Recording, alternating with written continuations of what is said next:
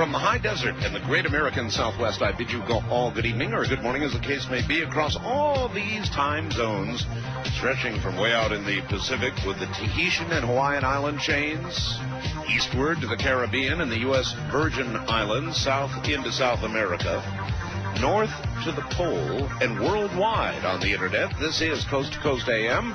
Good morning, everybody. I'm Art Bell. And in the continuing adventure into the unknown, uncharted territories of the human mind, we're going to be departing a little, in a way, this night and interviewing a very, very unusual individual on the big island of Hawaii named Terence McKenna. Who is Terence McKenna? Well, among other things, he's probably the successor to Timothy Leary. Now, that may not be the focus, or it may turn into the focus of the interview. I don't know. And I don't care. He also has a lot of very interesting views on time and what we are approaching. We'll talk about all that with Terence McKenna. Very interesting fellow in a moment. As a matter of fact, he had to come down. Oh, we'll find out about that from a very obscure location. All right, this should be most interesting. First, let us see if we can establish contact. Terence McKenna, are you there? I am, Art. Good evening. How are you? Well, I'm just fine, and I hope you hear me. I hear you okay. Yes, I hear you fine. All right, you're on the big island of Hawaii, is that right? That's right.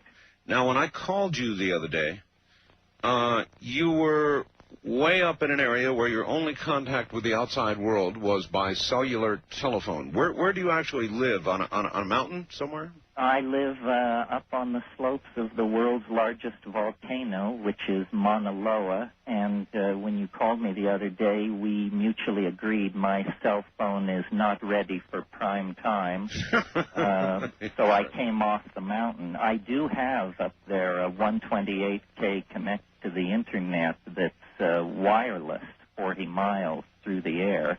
Oh. But my phones are not so good, so I came down off the mountain to talk to you this evening. Well, if it were not for the delay, I would say an internet phone. We could have done the interview by internet phone, but you have that little delay there that makes it hard, so I think we've done the right thing. Anyway, so you're off your mountain perch. By the way, Terence, what's it like living on the side of an active volcano? Well, it's very exciting, actually. I don't know if you've ever been out to the Big Island, but no, I have not. People think of Hawaii as swaying palms and endless beaches. What we have out here are lava fields and 14,000-foot mountains on this island, two of them. One, the world's largest volcano, the world's largest mountain in terms of volume, and the other one just 100 or so feet shorter. So we've got quite a dramatic landscape out here.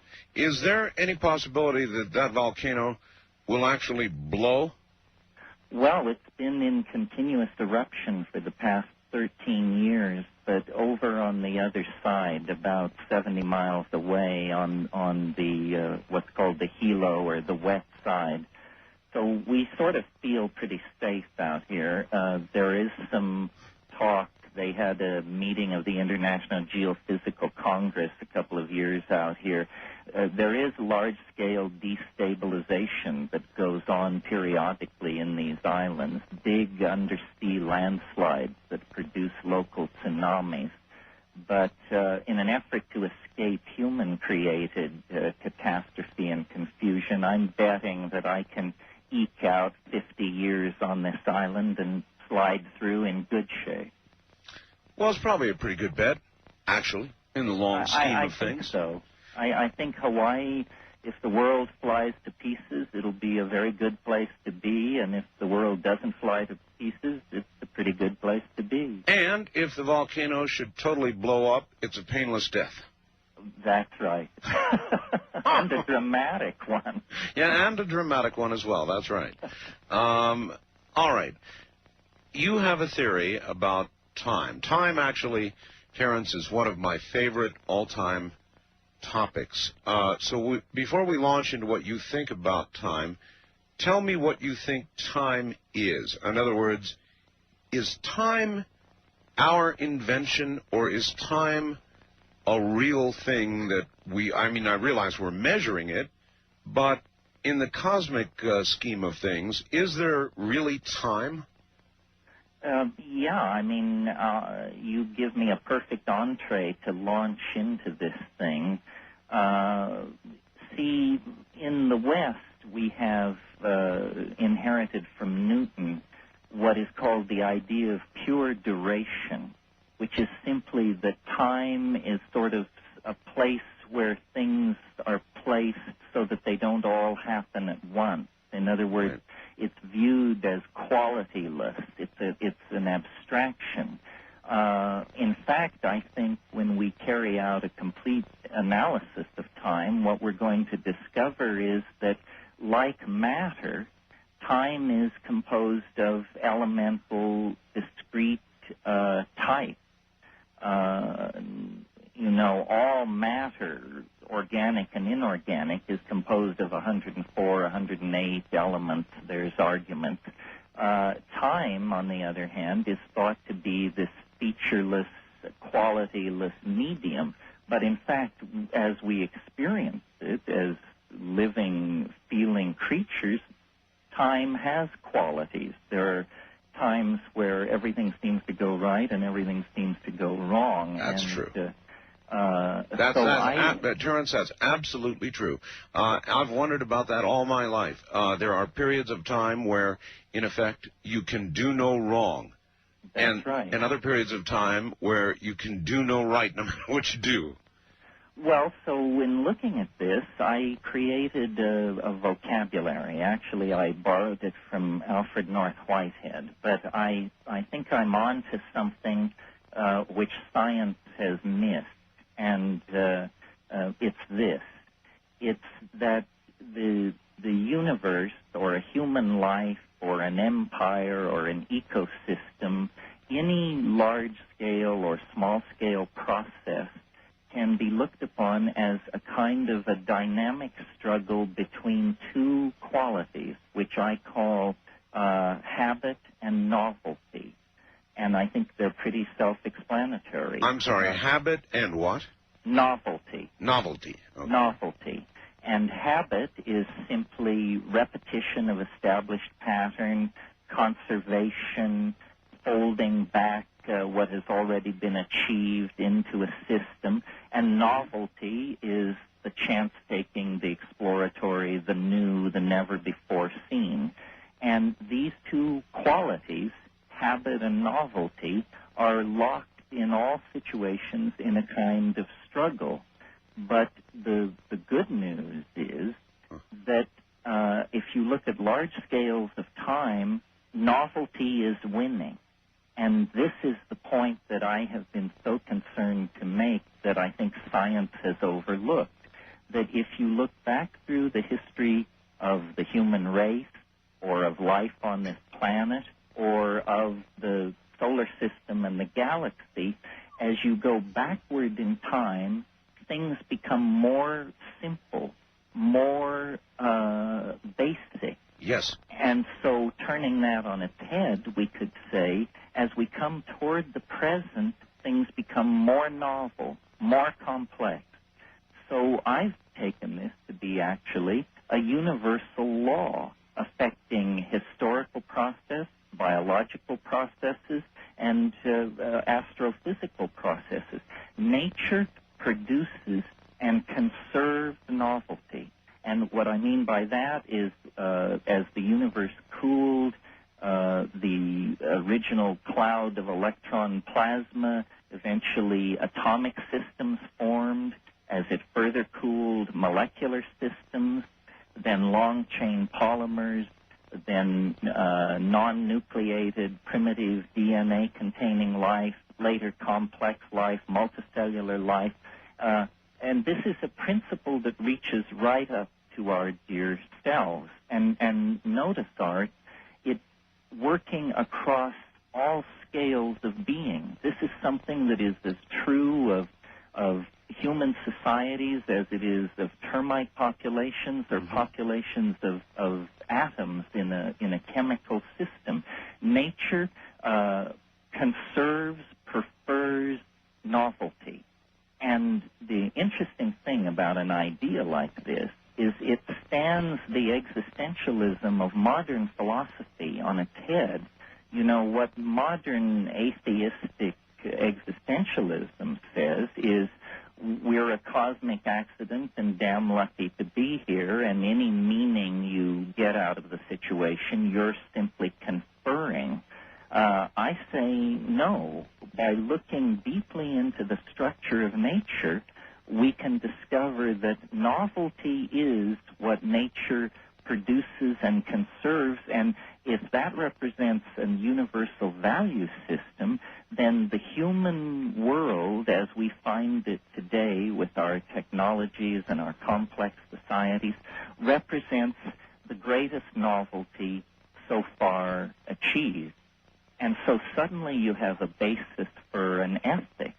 That which advances novelty is good. That which retards it is to be looked at very carefully. Well, all right, let me stop you right there. One of the first things that you said when we got on the air this morning was that you had a 128 baud connection from your mountaintop secret location. Right. Okay. As we are discussing your theory, which is fascinating, of novelty, I'm taken to ask you about a quote, actually, of several pages, written by Michael Crichton, and I know you know who he is, with reference to the Internet.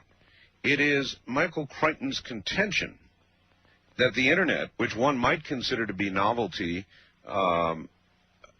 exemplified, incarnate, yeah, indeed, is going to result not in more novelty, but in fact in a slowing of the process of evolution, or novelty as you see it, because there will be a commonality. There will not be innovation. There will not be entrepreneurship. There will be 10 main ideas in America and Hong Kong and Moscow and London and so forth. How would you address that? Well, I'm astonished. I hardly know what he's talking about. Let me give you my take on it. Okay, let me rephrase it. He's saying the Internet will stifle diversity, and that diversity is critical to advancement. Well, what I see happening, and I spend hours and hours a day on the Internet, is I believe it's the greatest force empowering marginal and minority points of view to come along in centuries. In other words, before the Internet, the great establishment ideas already had the machinery of media to communicate their position. True. What has happened is that the common man has gotten into the game with technology that I really don't think was ever intended to fall into. Oh, you bet it wasn't. Yes. So I don't know what Crichton is talking about. I believe what the Internet is doing is dissolving boundaries between people's idea systems, classes, and factions, and we're getting a much richer evolutionary interplay among ideas and this sort of thing. So I see it as a very fertile place with a lot of mutation going on in hardware, in how people view it, ideologies, this sort of thing.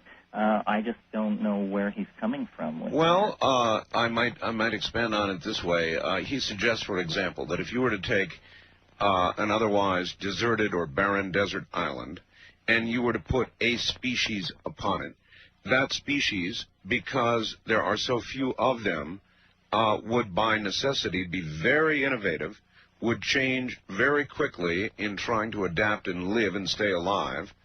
On the other hand, if you put many, many creatures on that island, that process would be far slower. And he uses that as a parallel to the Internet. I'm not sure that I agree with it either. I just found it an interesting take on the sociological implications of the Internet. Well, you see, when people talk about the Internet, they're usually talking about the Internet that was, because it's moving so quickly. For example, I just read a paper by a guy named Alexander Cheslenko out at the Media Lab at MIT, and he's talking about plugins that will translate websites of one language into another.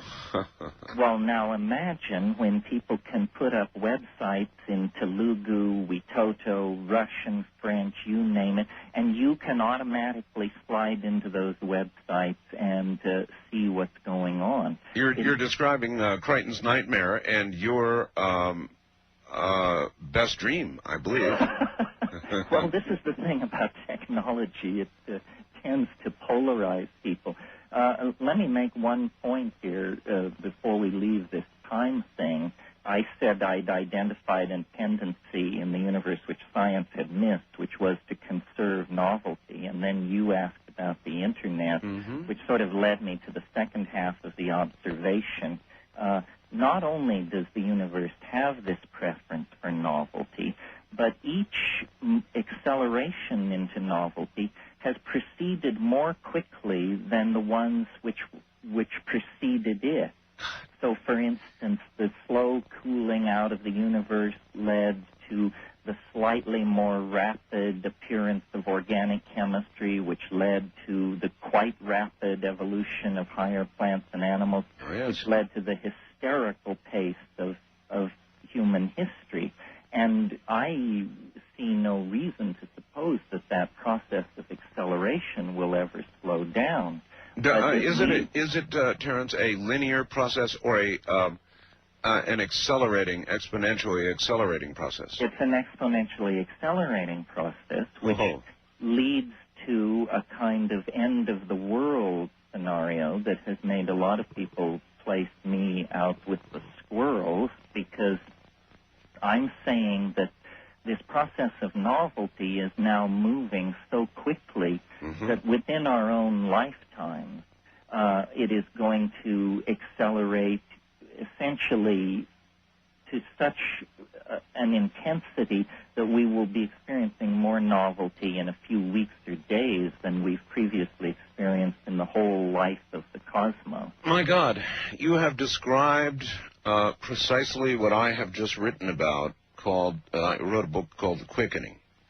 And someone showed me your book, and I said, this is in Atlanta. I saw it, and I said, yes, this guy is on to this. I'm onto it from, I guess, more of a pedestrian perspective than yourself after listening to your first half hour, Terence, but we're talking about, it suddenly dawned on me precisely the same things. I've been doing this talk radio program for about 13 years, the all-night show. Right. And I am a trained observer of events and people. And every night I've had to watch the news and dissect what is going on in our world to prepare to do this program. And in that 13 years, unmistakably, socially, economically, politically, environmentally, you name it, we can talk about it. In every one of those areas of human endeavor, things are beginning to accelerate. There's simply no question about it. And that sounds exactly to be the same thing you're proposing here. Yes, where I've gone further than most people is a lot of people have noticed the time is speeding up phenomenon, but they tend to give credit to science or media or something like that. That's right. Yes, well, what I'm saying is this is built into the laws of physics. Oh, I think you're right. Terence, we're at the bottom of the hour. I think you're exactly right, Terence. Stay right where you are. Oh, interesting, very interesting. Terence McKenna from the Big Island of Hawaii is my guest. I'm Art Bell, and this is CBC.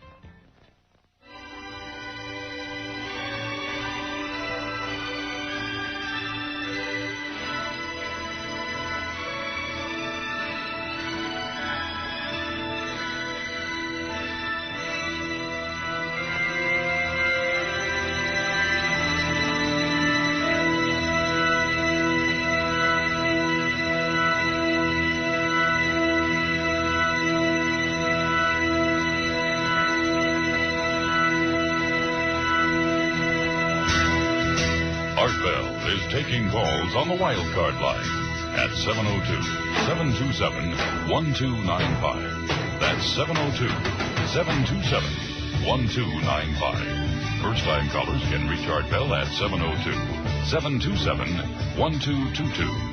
702-727-1222. Now, here again, Art Bell. Once again, here I am. Good morning, everybody. It's great to be here, and we have a very, very interesting fellow on the line. His name is Terence McKenna, and he's from the big island of Hawaii.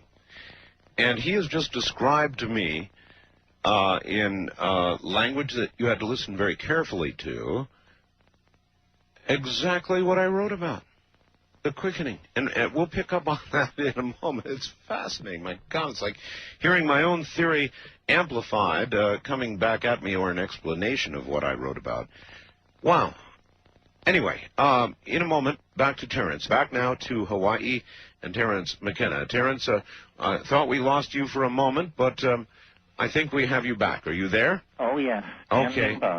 There will be silences during the break, so do not interpret that as we have disconnected Terence. Only if you get a dial tone are we in trouble.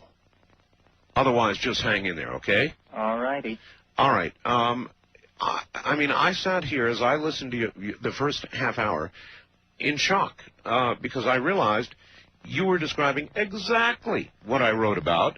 And what I did, Terence, I realized that a lot of people say this quickening, or whatever you want to call it, whatever name you want to put to it, is a byproduct of mass communication. And I began to realize, no, it is not a product of mass communication. Yes, we're hearing about it more and more volumes of it, but in fact, what you are describing is really going on, and I documented that much in my book, in real everyday life, in each one of these areas and many more. I documented the fact that it is not mass communication that is beginning to quicken things, but there is another process at work. Now, I don't know what that is, and I don't know where it's leading. In other words, people will say, well, when we finally get to this crunch point, whatever that is, what will happen? And I don't have that answer. I'm just a talk show host, an observer. But maybe you do. When we finally reach what you call Timewave 0, what is going to happen? Well, the only way to predict what's going to happen is to look at the quality of what has happened as the quickening, as you call it, has begun to accelerate. What it's been characterized by is dissolution of boundaries between classes of people, bodies of knowledge, pools of capital, language groups, so forth and so on. And so it seems to me ultimate novelty must be a situation where all boundaries are dissolved. And, of course, what that looks like, I don't know. I don't know whether it's a virtual reality where you become God through the public utilities or exactly what it is. But it's clear to me that the human nervous system is globalizing itself, building a model of conscious thought on a planetary scale. Tens of thousands of people are participating in this. None of them have a real notion what it's all about, but everyone is serving this sort of unfolding grand design. And, I think the emergence of alphabets was part of the quickening. I think the emergence of hominids out of more primitive primates was part of this quickening. I think this is the business that this planet has been about for a very, very long time. Are you able to discern any timelines to Timewave 0? Well, yes. I mean, we've been talking about this as a metaphor. What makes me, I hope, a little different from some of the other prophets in the marketplace is I've got a formal mathematical theory that, I mentioned habit and novelty, this dualistic flow. Yes. Well, because it is a dualistic flow, it can be portrayed like the ebb and flow of the price of a stock or something like that. In other words, it can be portrayed as a line graph. So I've written computer programs which produce what I call novelty waves. In other words, time-scaled waves that picture the ebb and flow of novelty. And by fitting known historical and paleontological and geological data against these waves at different scales, I was able to finally discern a best fit. But the conclusion that it led to was was very startling to me, which is this ultimate novelty, this transcendental object at the end of time, isn't millennia in the future. It is, in fact, slated to collide with historical necessity sometime in late 2012. 2012. Now, I know you have some interest in the Mayan calendar. I do. I didn't know when I calculated this date that it was the same end date as the Mayan calendar, to the day. Oh, my. Let me ask you this, Terence. What did you input to your database for this computer program? In other words, what did I start with? Yeah. Yes. Well, I had a very academic interest in the Qing, which is a Chinese method of divination. And this is, everyone who's looked at this thing has been struck by the fact that it seems to work. And so I carried out a mathematical analysis. Wait. I don't know what Qing is, and I bet a lot of other people don't either. A Chinese method of divining. What kind of method? What is it? Well, it's existed for thousands of years in China. It's sometimes done by throwing 50 stalks, or sometimes done with coins. But it's a method of producing a thing called a hexagram, which is made up of either broken or unbroken lines, but 6 on top of each other. So if you're a mathematician, you can figure if it's made up of broken and unbroken lines and there are 6 of them on top of each other, there must be a possibility of 64 of these things. And thousands of years ago in China, there was a vast body of literary commentary built up around these hexagrams, and they have always been presented in a traditional order, a certain way that they are always presented. And I was studying a very academic question, which is this order of these hexagrams a true order, in other words, governed by rules, or is it simply a random jumble sanctioned by tradition? And this very obscure academic question led ultimately to the discovery that the I Ching was a 384-day, 13 lunar cycle calendar. And then from there, I realized that this 384-day calendar was actually a nested subset in a fractal timekeeping scheme that was really more accurate and more sophisticated than anything in the West. So what I'm really suggesting here is that in the same way that the West conquered the nature of matter through the elaboration of modern science, about 4,000 years ago in China, a deeper analysis of time was carried out than has ever been undertaken in the West, and that the mathematics of this thing became buried then in this fortune-telling system. And I basically teased it out, and in my book, The Invisible Landscape, and at my website, all this stuff is explained. It's quite... Oh, Terence, what is your website? It's at Levity. It's www.levity.com, and then just click on Terence McKenna there. Levity is Levity. So It's www.levity.com. Correct. We'll get a link up shortly. Well, I think you do. I visited your website today. You've got good people. Yeah, Keith he does a wonderful job. All right, well, so then you get there and then just click on Terence McKenna and be sure you're buckled in from the sound of what I've heard so far. Well, the interesting thing, you see, Art, is with a wave like that, you can do what's called retrodicting. In other words, if you have a wave of novelty that describes the past, yes, you have to correctly predict the Italian Renaissance, the Greek Enlightenment, the modernity of the 20th century. Yes. And so by predicting the past, we've gained confidence that this wave predicts the future. That sounds quite scientific. In other words, science is repeatability, and if you can repeatedly demonstrate that you can mathematically show the events of the past, then yes, I would imagine you could project.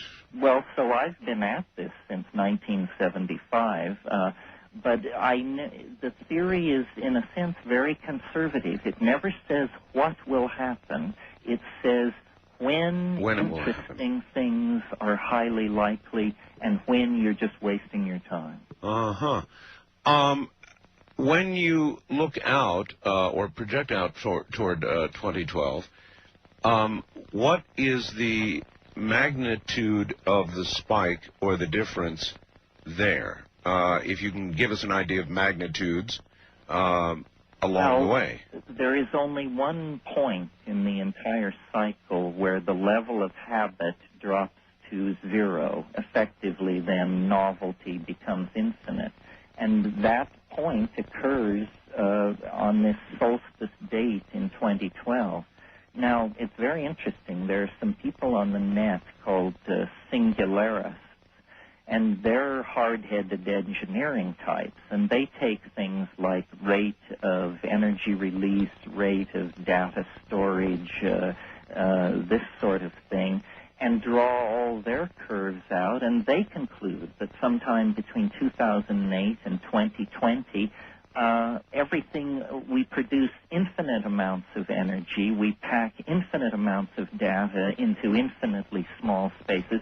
In other words, this same sort of thing where, because of the acceleration built into the unfolding of this novelty process, we're going to cross more territory between here and 2012 than we've crossed between the Big Bang and getting to here. That's an incredible thought. It kind of explains what's happening, you know. That it isn't the old-style religion, but it isn't the sterile, steady state of science either. It's that the universe is actually involved in some kind of process of self-metamorphosis, and human beings indicate that we have crossed some boundary into a new era, a new epoch of ever greater acceleration into this process of self-revelation.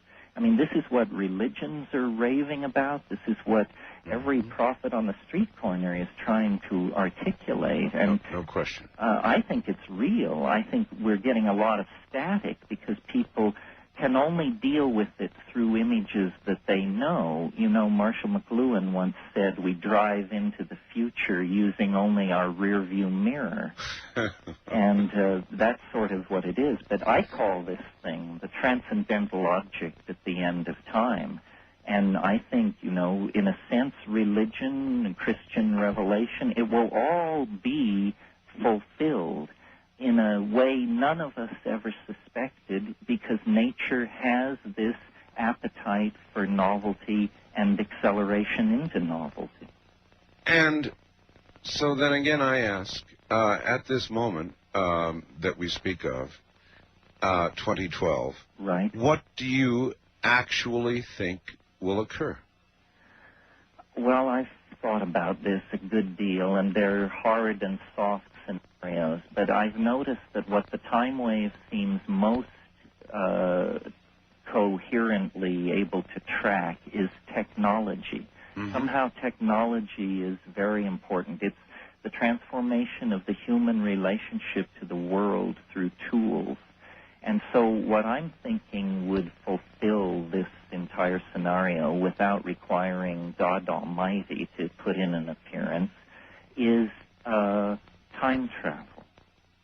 I think that we are moving toward, if you look at biology over huge scales of time, hundreds of millions of years, it is a kind of conquest of dimensionality. All right, let's consider that.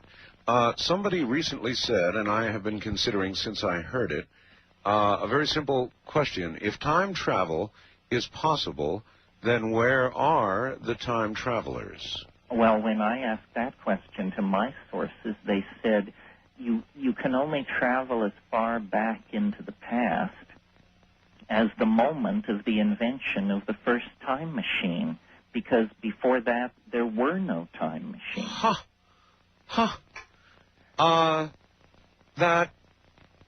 But let me think about that. Does that make sense? You could only travel back to the moment of the invention of the time machine, because prior to that, there was no capability. It's like trying to drive where there are no roads. Yeah.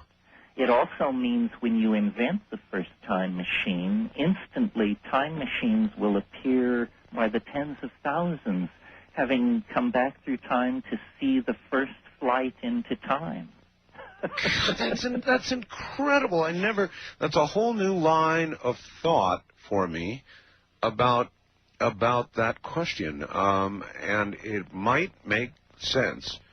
It might make sense. And your analogy is that you cannot drive, in essence, where there are no roads. Where there are no roads. Well, of course, you nearly do that when you go home from the broadcast here, but...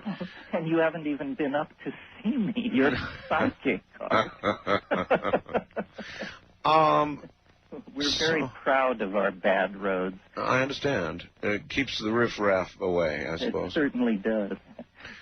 Actually, it doesn't keep the riffraff away, but it keeps everybody else away. How long, Terence, have you been residing on the side of the volcano there? Well, continuously for about 3.5 years. I've had land out here for about, since 77. Since 77, and before that? I grew up in western Colorado, and I had my children and my marriage and all that in California, and lived 35 years in Northern California. You knew Timothy Leary, yes? I knew him. We appeared in public, mostly in Europe, together a few times, and he certainly was a huge influence on me. I only came to know him in the past 7 or 8 years, but as a kid growing up in the 60s, he was an enormous influence on me. You are now being called by many his heir apparent, his heir now, I guess. Well, I think not by many, but I was called it by him. Everybody else kept their mouth shut.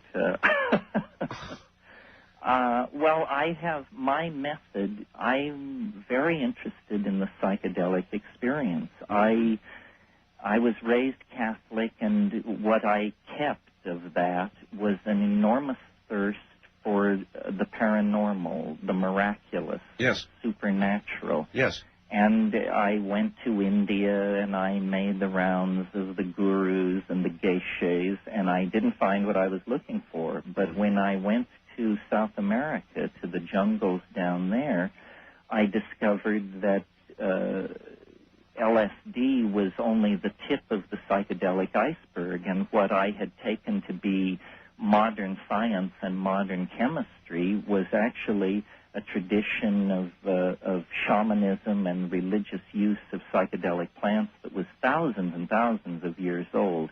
And that fascinated me because it worked for me. Most people who seek the mystery with... Listen, let us pick this up after the top of the hour. Now, listen to me carefully. You've got about a 10-minute break here, at least, and you're not going to hear anything. Don't let it bother you. Just put the phone down, grab a cup of coffee or something or another, and we'll be back to you, okay? All right. Stay right there. This is CBC.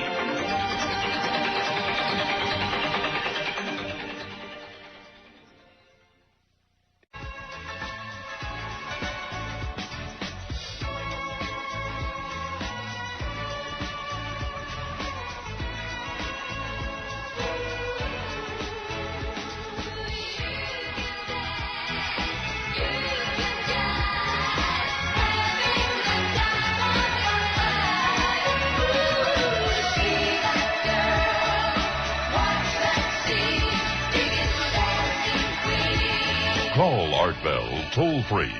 West of the Rockies at 1-800-618-8255. 1-800-618-8255. East of the Rockies at 1-800-825-5033. 1-800-825-5033. This is the CBC Radio Network. The lines are absolutely alive, and everybody out there, just relax for a little while. I have some advice for you. My guest is a very, very unusual person whose name is Terence McKenna. In order to properly appreciate what you're about to hear, if you're just joining us in Los Angeles, San Francisco, and so forth, you're going to have to pretty much put down whatever you're doing. I'll turn the radio up a little bit and listen very carefully, because it makes a lot of sense, but you've got to listen carefully. Terence McKenna, we'll find out more about him in a moment, lives on the side of an active volcano in Hawaii. An interesting place to choose to live by itself, and an interesting man indeed. So more of Terence McKenna coming up. Prepare yourself for an experience. Here's what was written to me about Terence McKenna before we invited him on the program. Art, have you heard about Terence McKenna's theory called Timewave Zero? He suggests that as we get closer to Timewave Zero, we are experiencing tachyon radiation from it. Evidently, the impending event is so colossal that it will emit such intense radiation that some of it takes the form of faster than light speed tachyon particles or waves, which can travel faster than light, and that they're actually being hurtled backward in time. The closer we get to the event, the greater the radiation density. Hence, the more frequently and intensely we experience paranormal phenomena associated with it. We'll ask about that, by the way. We haven't yet. This could be the mechanism behind what you call the quickening.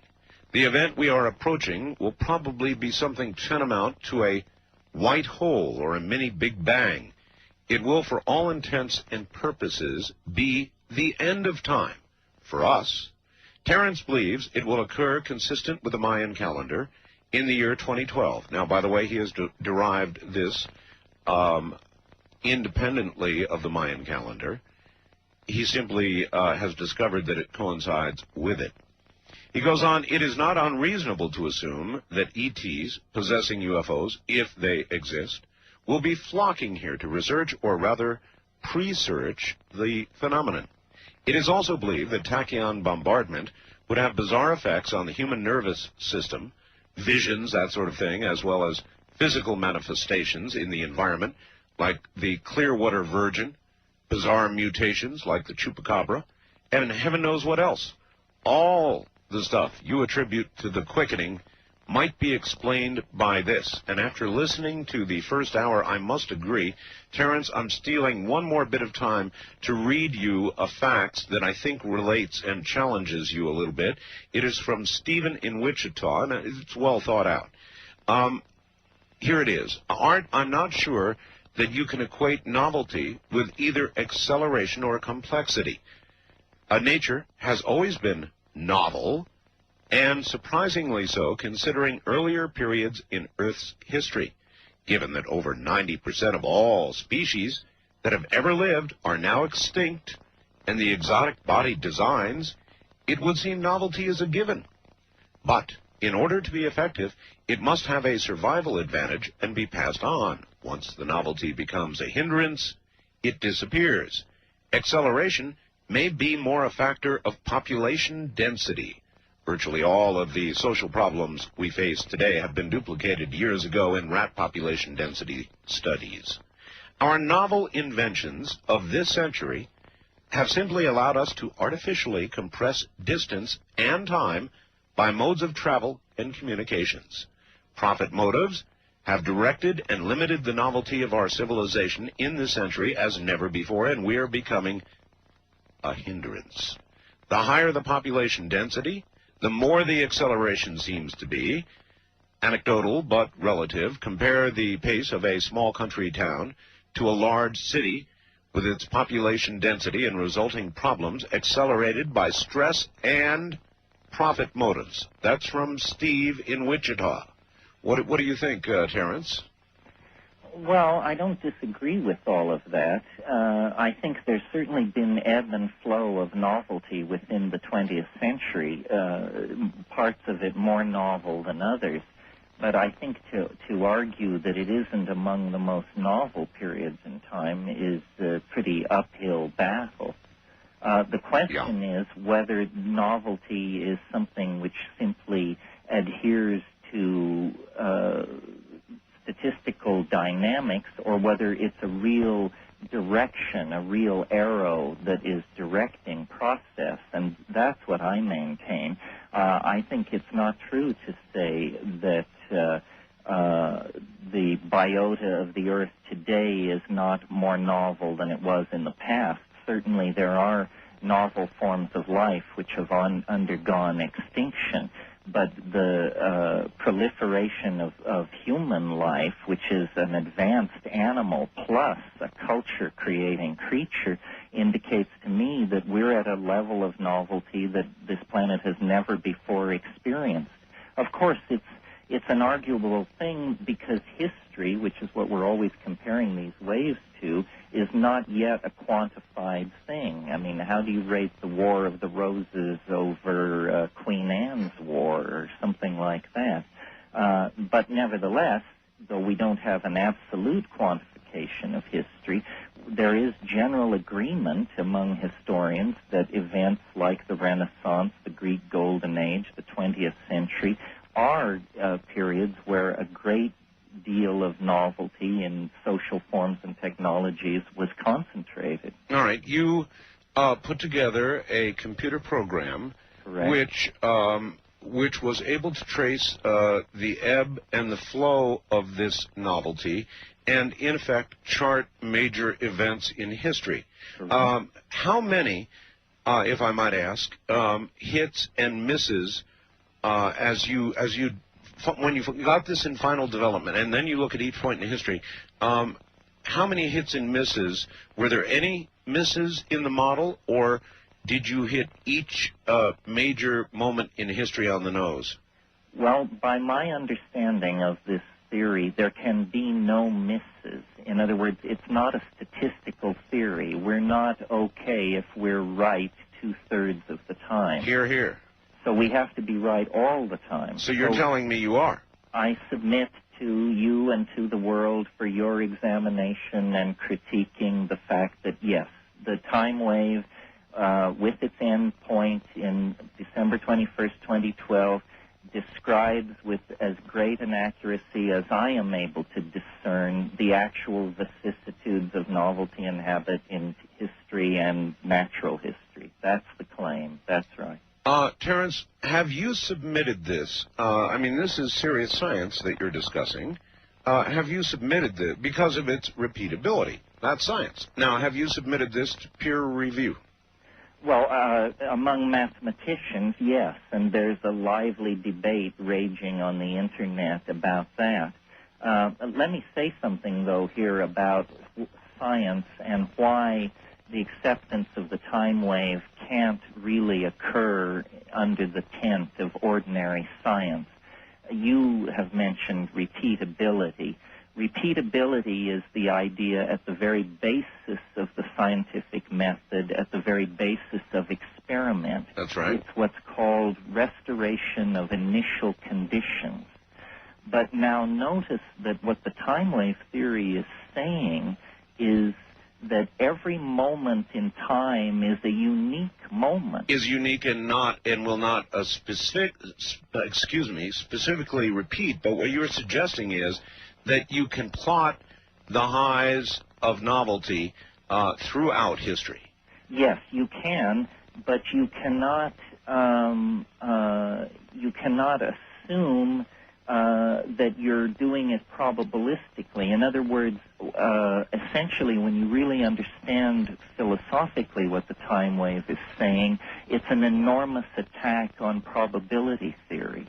You know, the way science works now is if you want to know how much energy is flowing through a wire, you take 1,000 measurements, you add them together, and you divide by 1,000. and then you have the current flowing through the wire. But notice that that assumes that it doesn't matter what time you make the measurement. And so much of science is like this, to the point where I am redefining science and saying science is the study of those phenomena so coarse-grained that the time in which they occurred does not affect them. And that leaves out then history, love affairs, corporate takeovers, empire building. Everything interesting in the human world is too fragile, too finely embedded in the context of its time to be open to that kind of scientific modeling. So in other words, they're really relatively small, insignificant events that don't enter into the larger measurements you're making of this ebb and flow. Well, for instance, on a given day when the chart says novelty will be high, certainly somewhere in the world someone is having a very unnovel day. It's a statistical thing, a bell curve, no reference to you, Art, but a bell curve where when the wave is predicting high novelty, most people, most systems will experience that novelty, but of course some will not. It's the idea that probability is ebbing and flowing. You know, when you study statistics, the first thing they teach you is when you flip a coin, the odds are 50-50, heads or tails. If that were true, the coin would land on its edge every single time. That's the rarest of all results in a coin toss. Indeed. So what's really happening is that what are called secondary and tertiary factors are causing the coin to be heads or tails. I say no. There are zones in time where heads are favored and zones in time where tails are favored. The idea that time can be described as a perfectly smooth surface and then dealt with statistically is just a first pass with Greek idealism, and careful examination of nature shows it to be inadequate in the same way that perfect circles were inadequate for describing planetary motion. You are therefore saying that conventional science does not have and cannot have, with its present course of investigation, and a proper understanding of time. That's right, because it assumes that it is to be analyzed with statistics, and that flattens out and denies the difference among various times and types of time. God, Terence, how long have you been working on this? Oh, since 1971. 71? Yes. What is your, you told me that you're originally from Colorado, family and all that back in Colorado. Right. Then finally exile. Well, essentially, yes, and I got myself to the University of California at Berkeley right at the time of the anti-war movement and all of that. It was like a kid in a cultural candy store, and studied philosophy, art history, and then went off to Asia, basically to check out the hash dens and the gurus. And the hash was fine, but the gurus just wanted into my pocket. And so then I went to South America, and as I mentioned, that's where this shamanism thing just really grabbed me. What part of South America, Terence? Southern Colombia, the Putumayo River Basin. And, you know, it's the psychedelic plants that are so fascinating to me, because you mentioned repeatability. Here's a technology, a technique that lets you repeatedly and with relative safety journey into alien worlds filled with alien forms of intelligence. And it's the only thing I've found that does that. In other words, I've investigated flying saucers, crop circles, this and that. It doesn't turn me on. But no, let me quickly stop you there and ask you about crop circles. Many people feel that they are fractal in nature, and if you're on the internet, I know you've seen photographs of some of the more amazing ones, Stonehenge, some of the rest of them. They do appear to be fractal. What is your thinking there? Well, I was thinking, I don't think it's been published in this country, but this wonderful book called Around in Circles by Jim Schnabel, to my mind, that blows the lid off the whole crop circle thing. You and I could spend a whole evening, Art, discussing the relationship of the media to the human psyche, to how people handle evidence, and because I really think the psychedelic community has evidence to give on these paranormal questions that has never been properly heard and evaluated, because the ordinary society's attitude toward people who use psychedelics is that they are automatically unreliable. Yes, I know.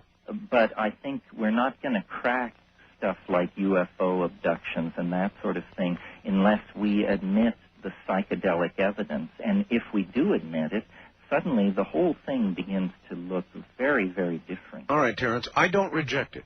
And a lot of guests that I've had on who have been into the very same areas we're in right now, very politically correctly rejected out of hand. You don't need it to accomplish this.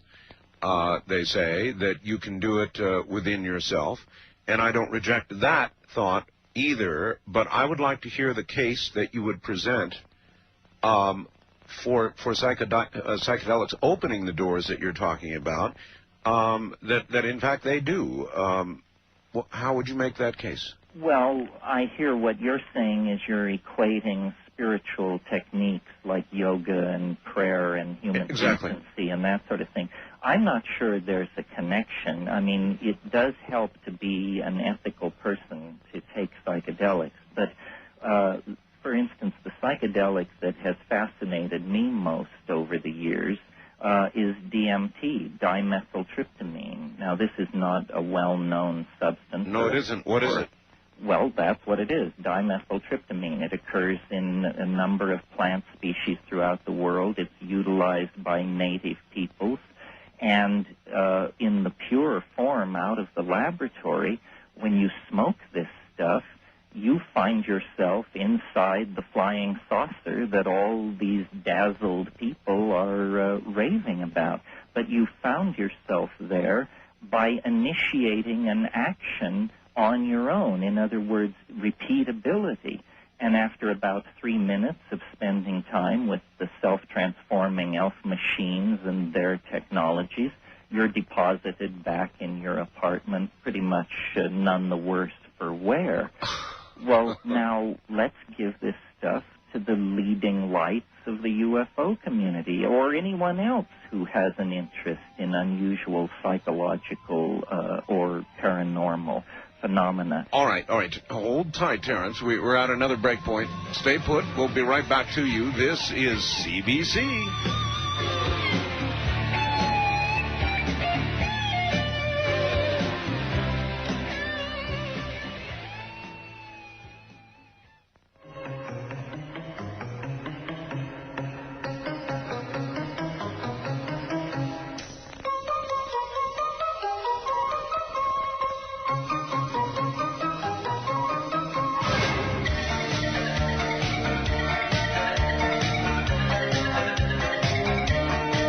Art Bell is taking calls on the wildcard line at 702-727-1295. That's 702-727-1295. First-time callers can reach Art Bell at 702-727-1222.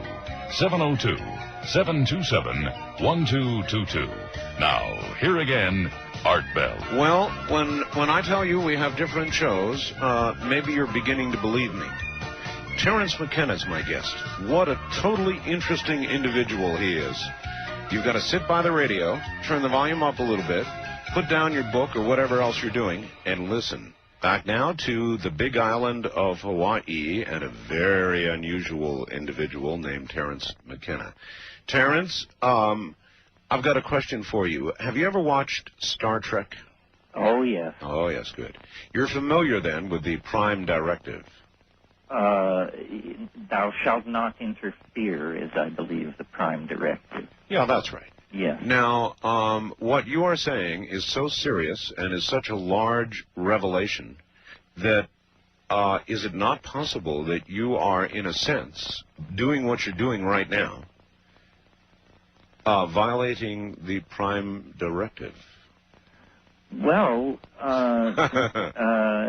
you know, it's only been about 100 years since the news began to arrive in the lap of Western civilization that there were these psychoactive plants scattered around the world. The Yes. first one was the peyote cactus, and in 1888, mescaline was extracted from that. I think it's not without implication that right at our moment of greatest cultural crisis, when we're destroying the environment and uprooting the rainforests and so forth and so on, Indeed. that out of those same rainforests comes a phenomenon which, if we will face it squarely, offers a severe challenge to our notion of how reality works and how the world is put together. And what if we miss it? What if we burn down, finally, enough of the rainforest that that one plant that we could have used is destroyed? Well, this may have already happened in the sense that there are many known cases of people collecting promising plants from only one known source and then returning a few months or years later to find the whole thing Gone. paved over. That's right. All right, tackle this one, Art. Very interesting. Terence describes a workable scenario. But my question with it is this. Is this a universal process or only a localized effect? I believe that one of the theories of modern physics describes that observations affect the process or thing being observed. Isn't it possible that the data, the random sticks in China, is somewhat skewed by what is being determined as to time?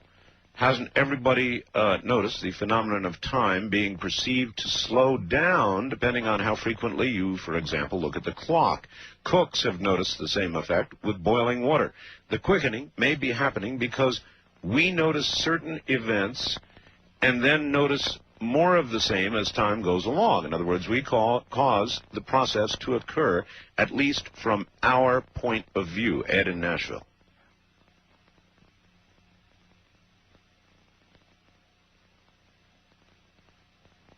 Is this a moment of deep thinking? Yes, well, I am thinking. I think it's a kind of self-fulfilling prophecy. I think we are contributing to it as we uncover it within ourselves. Yes. Something is calling us toward itself, and as we approach it, we become more like it. Something is sculpting out of a primate body over a couple of million years an entirely different kind of creature. And as we go to meet this thing, which I call the transcendental mystery at the end of time, we are taking on more and more of its characteristics, its godlike power, its ability to span space and time. Yes. And when we finally do reach it, I imagine there will be a kind of effortless moment of merging and recognition. Signposts along the way, life on Mars, maybe Europa, cloning.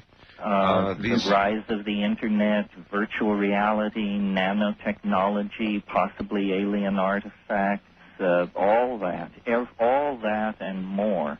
One image I carry of this thing, Art, is, you know those mirrored balls they hang in dance clubs that send scintillations racing around the walls? Well, the scintillations are distortions of the thing. And so as we approach this transcendental object at the end of time, there will be more and more breakdown of ordinary reality and more distorted scenarios of what it is. So That clearly is a process underway now. Yes, and everyone is, through their own fears, religious training, hopes, they're trying to project. What is it? What is it? And there's a lot of fear, a lot of uncertainty. I am not afraid of it. I would really like, one of the great things about the psychedelic aliens is they don't vibrate with this strange vibe that the bipedal trading grays of popular media vibrate with. It's a much more upbeat and affirmative kind of alien contact that occurs through the plants. This one plant, or this one drug that you described, Dimethyltryptamine. DMT, I don't know what that is. Well, what makes it so attractive in a discussion like this, Art, is it's one of the most powerful of all of the psychedelics, but it only lasts 5 minutes. 5 minutes? 5 minutes. So someone who has spent a lifetime dissing psychedelics or denying the existence of the paranormal, for that matter, should at least be willing to invest 5 minutes. We've never lost anybody. You pick yourself up and go on about your business. 5 minutes. 5 minutes. The effects, could you describe them to much of my audience that I know can recall the effects of LSD or various mushrooms? It's very different. Very different, huh? Well, LSD is a kind of psychological self-examination and strange thought processes and insights. What happens with DMT is there is the unmistakable feeling of having gone to a place. In other words, it comes on in about 15 seconds. And suddenly you're in a place, and this place is full of what I call self-dribbling jeweled basketballs that are intelligent in some sense. They're like badly trained Rottweilers. They come bounding forward, and what they're doing in there is they're conducting some kind of a language lesson, because they speak. They have a language which you can see, is the only way I can explain it. What is the source of DMT? Is it a manufactured drug? It can be, but its source is really in nature, in plants like Secotria viridis, Desmanthus illinoisensis. There's a whole bunch of this Latin salad. Most of these are South American plants, but every ecosystem on Earth has DMT sources in it. In fact, the human brain naturally produces DMT. Why? We don't know, but I'd say there's a strong clue. Here's a drug which causes people to see little creatures, and this same substance occurs naturally in the human brain. Now, I'm not saying that's the answer to the UFO phenomenon, but how many people have looked at this and pursued it? Well, then let me ask this. There are many who claim to have been abducted, Terence, and if DMT is a natural occurring substance in the brain, your theory could probably be verified by measuring those who have claimed to be abducted. Would such a measurement scientifically be possible? Well, the problem is, you recall I said it only lasts 5 minutes. So unusual amounts of it in the body are very quickly brought down to baseline. It's one of the most transient drugs in the body ever observed. So, and an interesting thing about it, Art, is when they measure its presence, they look at human cerebrospinal fluid, and they've discovered that it reaches its greatest concentration there between 3 and 4 in the morning. Well, that's when people are doing the intense REM dreaming.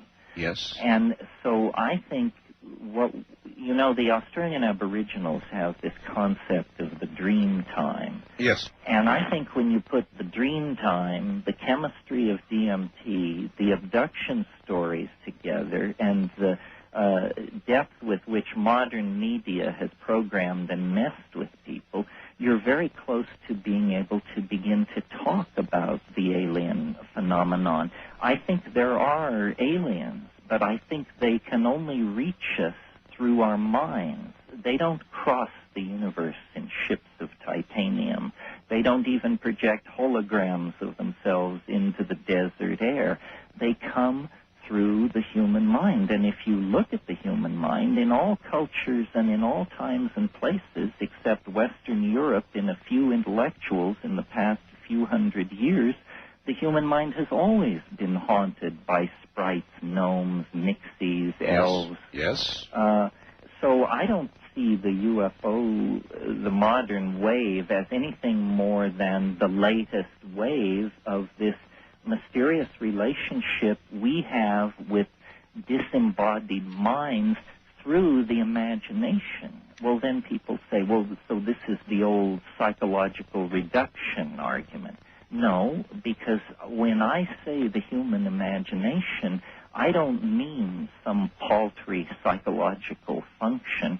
I think the human imagination is the largest part of us and where we're going to spend most of the rest of human history. Hear, hear. All right. How is such a theory greeted by the majority of people who listen to it? I mean, right now I'm getting a lot of faxes, and a lot of people are really hearing what you're saying. Even though you've got to listen very carefully, they're hearing what you're saying, Terence, and a lot of them are agreeing with you. But there's going to be a big body of very violent disagreement, too, isn't there? Well, yes, there are some very large eggs at stake in this game. I mentioned science and the need to revive probability theory. There's a lot of vested interest in certain versions of what the UFO phenomenon is. But you see, what I bring to all of this, and speaking for the psychedelic community, what we bring to all of this is not simply another rap or another tall tale, but a method. Oh, no, I hear that. So then would you suggest that sightings of UFOs, abduction encounters, are, if you could be there measuring a burst of DMT, you'd certainly find it at that moment? I think you would find it. And I think you would also, another place where you would find it is at human death. I think this is very important. And at human death? At human death. I think as we die, we have, if we haven't had it, a DMT trip. I also think probably every night in these deep dream states, we penetrate into realms from which we can remember almost nothing. Well, then, that would be another moment at which you should be able to measure a spike in DMT level in the brain. Are you talking about death? No. Yes. I'm talking about both instances you cited, REM sleep, deep REM sleep, and the moment of death. Well, it's been confirmed in deep REM. Doing this kind of research on dying people, you have a lot of ethical questions. I understand. But you're saying it has been confirmed? Do you know where? In deep sleep? No. In what institution there has been confirmation of this? Well, at the University of Mississippi a few years ago, a team led by a guy named Christian, all those papers are in the literature, and in fact, anyone interested in this should just search DMT on the Internet, and they may have never heard of it, but they will be astonished. Well, I've never heard of it, but your chain of logic is making sense to me. Now, let us talk for a second about paranormal events. As we approach Timewave Zero, it is your contention, I think, that paranormal events, ghosts, poltergeists, paranormal events of all manner and shape will begin to increase, which would suggest, I think, that DMT spikes will be increasing. Yes? It's a way of putting it, and certainly DMT is becoming more known in society. And there's almost a fad now of locating plants in one's environment and extracting the stuff and getting enough out to actually hit the money. Yeah, do we have laws against it yet, by the way? I guess I'd ask, huh? Well, it's an interesting situation. Here it is a human neurotransmitter. Every single one of us has it in our body. And yes, this is among the most illegal substances. It figures. It figures, doesn't it? Yeah, it does. It figures. It's the catch-22. We're all holding, Art. Well, the way things are going, we'll probably all be tossed in the pokey for it. We'll have little roadside stops and DMT measuring devices. Well, I think this was Adam's fall. You made I'm going to return to another subject for a second. You made a fascinating statement. I said, well, if there's time travel, where are the time travelers? Your answer was, they will not be here until the first time machine is invented, because you could not go back to a time prior to the invention of a machine that would enable travel. Your parallel was you can't travel where there are not roads. And there are not roads back that far in time. Right. If time is to virtually end by 2012, Terence, where would you see the invention of time machine, a time machine, the first time machine, between now and then? Well, I don't think it's between now and then. Actually, I think it's then. It's then? It's then.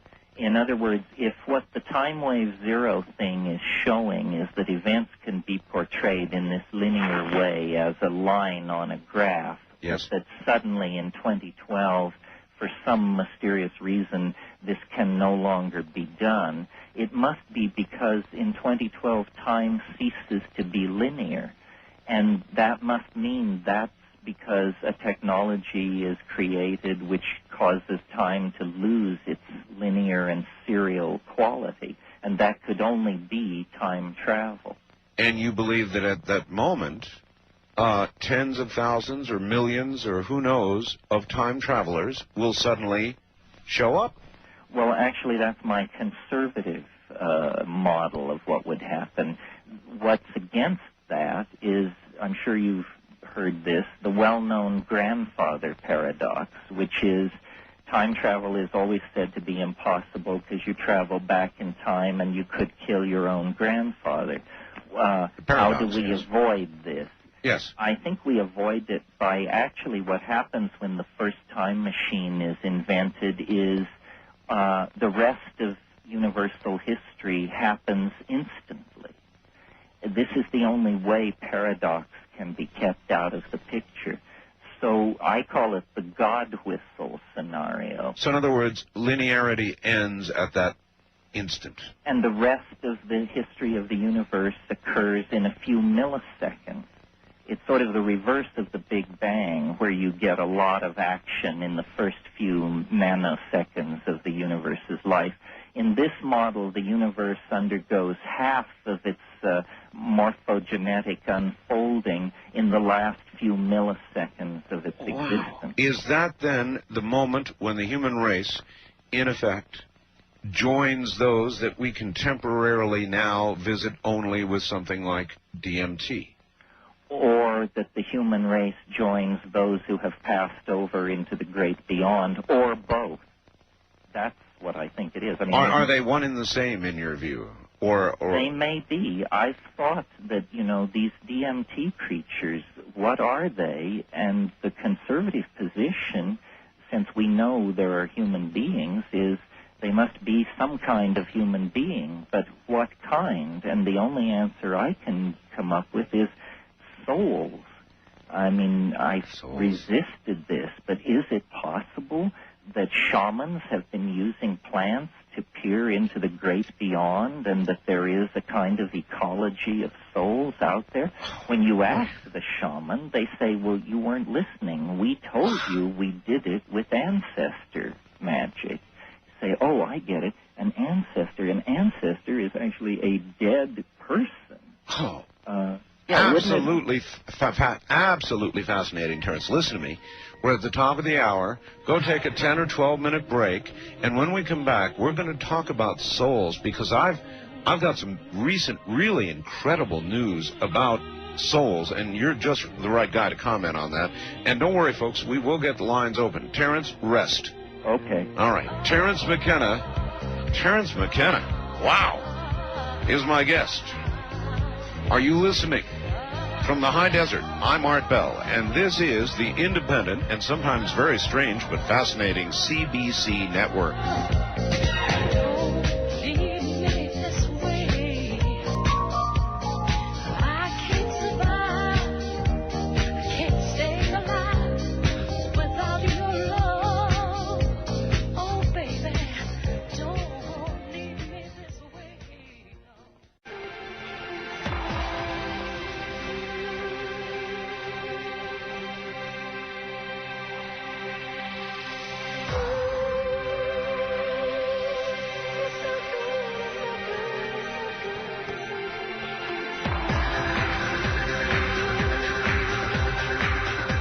Call Art Bell toll-free, west of the Rockies at 1-800-618-8255. 1-800-618-8255. East of the Rockies at 1-800-825-5033. 1-800-825-5033. This is the CBC Radio Network. It certainly is. And you know how I know when I've hit the mark? I begin getting about 25% of my faxes that say, well, this is the lowest point you've ever hit, Art. This is the worst you've ever done. And then the rest of them, the people that are really listening, say things like, my God, this is brilliant. I've been waiting for this. Best show you've ever had. And it goes one way or the other. But I've learned over a period of time to kind of gauge the reaction about that way, and that's exactly what we're getting. What you're getting is something you've probably never heard before, and it's coming from a man named Terence McKenna on the big island of Hawaii. If it rubs you the wrong way, you know where the dial is.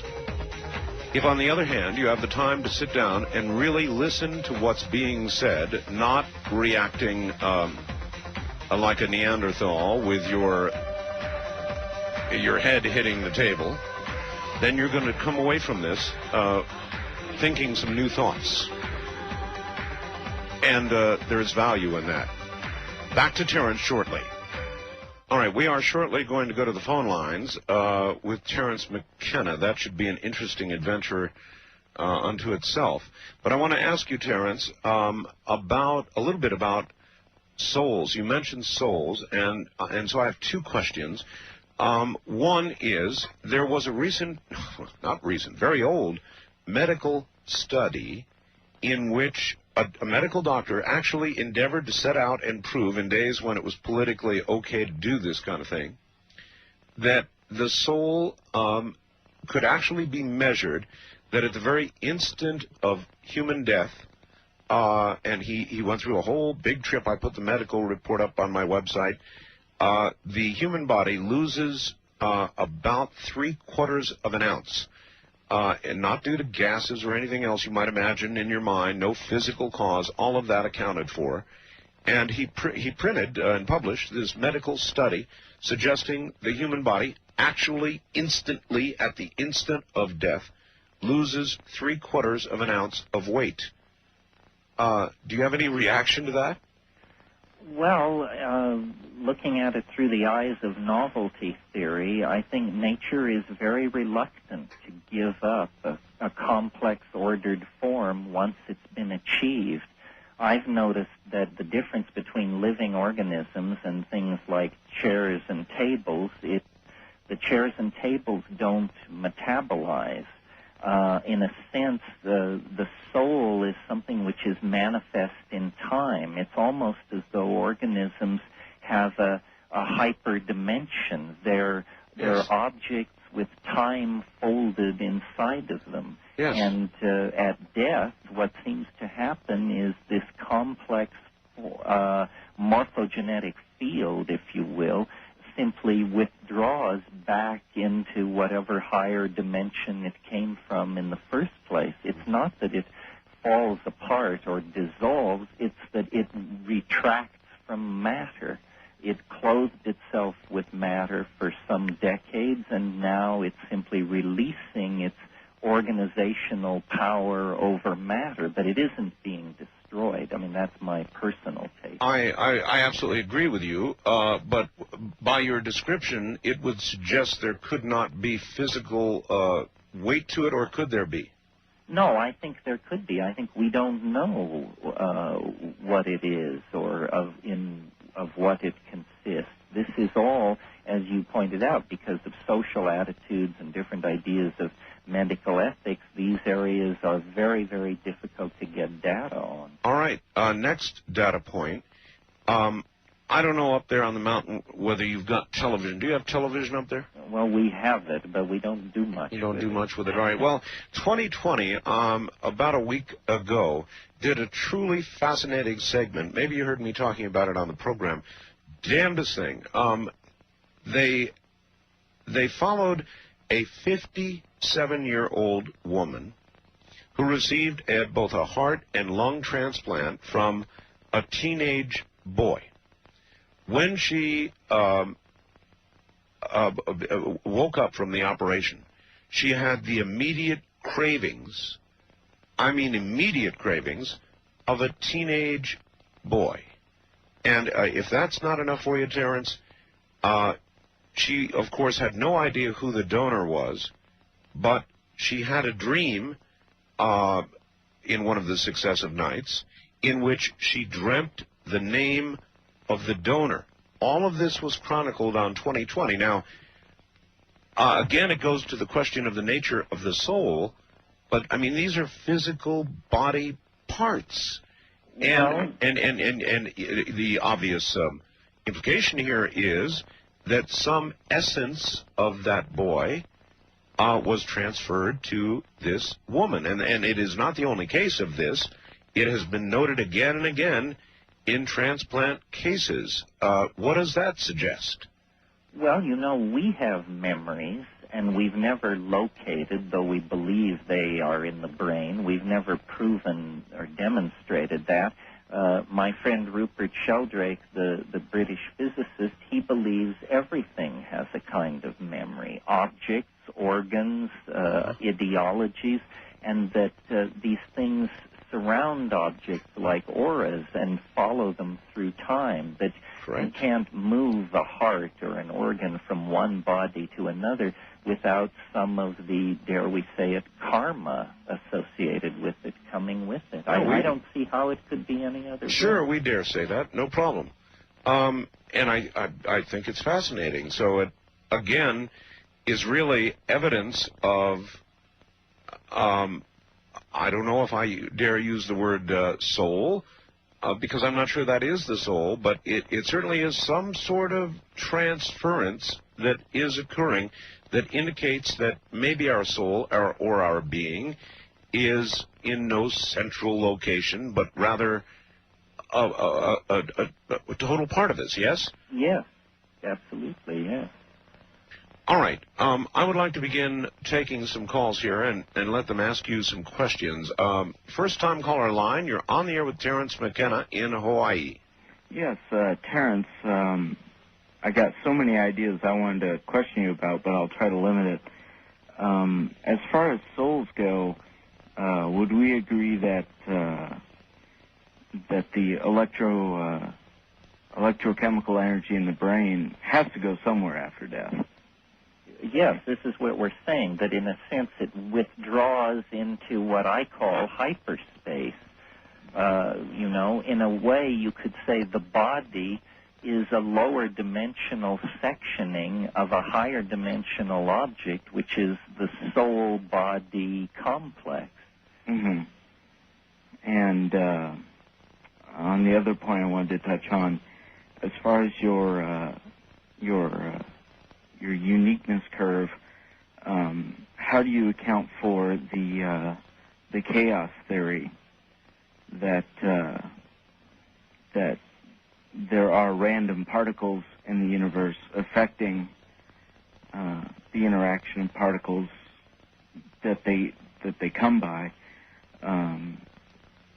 I will agree with you that nature as a large system is circular. It recirculates. I mean, there are cycles, but I'm not sure that's what the Timewave Zero theory suggests at all. No, I think this word you introduced into the question, random, this word is a word out of probability theory and statistics. I mean, there may be random processes in the universe, but so far the only ones we've ever found were inside random number generators produced by mathematicians. In other words, it's a nice, simple supposition to suppose there are processes that can be described as random, but the more we look at nature, the more we find order. Chaos theory is misunderstood by a lot of people to as using the old notion of chaos as disorder. But what chaos for modern mathematicians is almost a super kind of order, a super fecund medium out of which perturbations to higher states of order can spontaneously emerge. This is what Ilya Prigozhin and Ralph Abraham and all these people are talking about. I want to ask you something, Terence. I interviewed a scientist who now has a private company called Pear Inc. He produces, you may know about this, he produces a computer program in which you are able, which is a gigantic random number generator designed to run on a good fast computer. And it enables you to pull down two pictures. For example, one of random absolute noise on the left, and the other of, it wouldn't matter, the scene of a mountain or any other physical photograph that you might want to bring down. It gives you many choices. You put them side by side, Terence, and then you the process of randomness will begin in the computer, and your job is to sit in front of the computer and to cause the random noise, well, you can do it either way, cause the random noise to disappear, bringing the picture into perfect clarity, resolution, or you can work on it the other way and try to cause the picture to be completely consumed by the random noise. And the suggestion is, and there is a rating given at each sitting, the suggestion, and apparently the proof is, that you, with your mind, are able to affect a rapidly generating random number a sequence generator, whatever. And by God, you can sit there and do it. Yes, there's a site on the web called the Retropsychokinesis site where they claim you not only can move these random number generators around, but you can move them around in the past. In other words, wait, in the past? Yes. In other words, they invite you to, numbers are being flashed on the screen. They invite you to concentrate on the numbers being odd or even. And then they demonstrate that to a small percentage, people can actually push this in the direction they want it to go. So what does that suggest? It is really the same thing I described to you, just a different method. Same thing, though. Well, but then there's another wrinkle. They tell the people they're generating the numbers in real time, but they've actually made a tape 3 weeks before and put it in a vault, and the people are still able to push it the way they want. In other words, in some sense, they accomplished what they set out to do before they set out to accomplish it. Oh, my. So, yes, there's lots of this stuff being statistically studied, and it's very amenable to being demonstrated on the web. And what it really brings, Art, is the sense that physics, which was the paradigmatic science in terms of rigor and reason, has just, the inmates have taken over the asylum. And the word hasn't reached biology yet, still less. But that is a form of time travel to the past. I think what we're going to discover is that how you move around in time is not determined by the laws of physics, but determined by cultural programming. And that this is what's going to tear open shamanism and yoga and some of these other things. We are far more imprisoned by cultural convention than we are by physical law. All right, Terence. Wildcard line, you're on the air with Terence McKenna. Where are you, please? Good morning, Mr. Bell. This is Robert in the San Joaquin Valley in California. Yes, sir. Good morning. I have two questions. But, Mr. Bell, I'd like to say first, I heard earlier on the news that scientists have discovered a substance in cats' brains that enable them to, when they take cat naps, if you recall, when they wake up, it's instantaneous and they're very alert. They said that this will lead within the next 2 to 3 years a sleeping pill for humans without side effects, where when they wake up, they will wake up instantly and alert. And we shall call it the catnap pill. Fascinating. Yes, sir. All right. Yes, sir. Terence, sir. Sure. Fascinating, sir. I'm really enjoying listening to you. I have two quick questions. The first one, for most of my life, I heard people say that everyone has dreams. I never, ever never recalled a dream, and about 8 years ago, there was a scientific report that stated that there is approximately 5% of the population of people that do not have dreams. When I go to sleep, it's like a rock. And I wanted to mention that, and then I'll give you my second question. I'll listen to you. The little slice of death. Yes. Mm-hmm. Terence? The last question. Mr. Bell had a guest, Ed Daines, remote viewer. Uh-huh. Oh, yes. He mentioned in his remote viewing, he could not see beyond 2000, was it 12, Mr. Bell? Yep. Now, and Christians refer to the rapture. I'm just wondering what your take would be on all of this. All right. Very good. Both good questions. Let's tackle the easiest one first, dreams. I'm not aware of a study that suggests that 5% of the population doesn't dream. Most of the people I've talked to suggest that everybody dreams. Maybe 5% don't remember them. And we were talking about dreams earlier with respect to DMT. So could there be people, in your opinion, Terence, who do not dream at all, therefore have no DMT spikes at all? Well, it's interesting. I would have thought, as you suggested, that everybody dreams, but some people don't remember it. But it is true that I would guess 1 in 20 people don't respond to DMT. This is very puzzling. They simply do not respond to it. And, of course, this has never been studied because it's an underground drug. But there may well be, it may be that dreaming is something recently arriving in human evolution and not something we can just take for granted. So then, are we to presume that those who do not dream have not sufficiently evolved? Well, I wouldn't put it that way. I'd just Too say, cruel, huh? you know, everybody has different genetic strengths and differences. Maybe they've got a hell of a backswing. I don't know. Or, to be fair, perhaps we could suggest they are the ones who have evolved past the need for it. I want to be kind to them, Terence. There you go. All right, hold on, Terence. Rest, and when we come back, we'll tackle the second part of the question, which involves remote viewing and the realm in which that occurs. Fascinating stuff. Terence McKenna, right.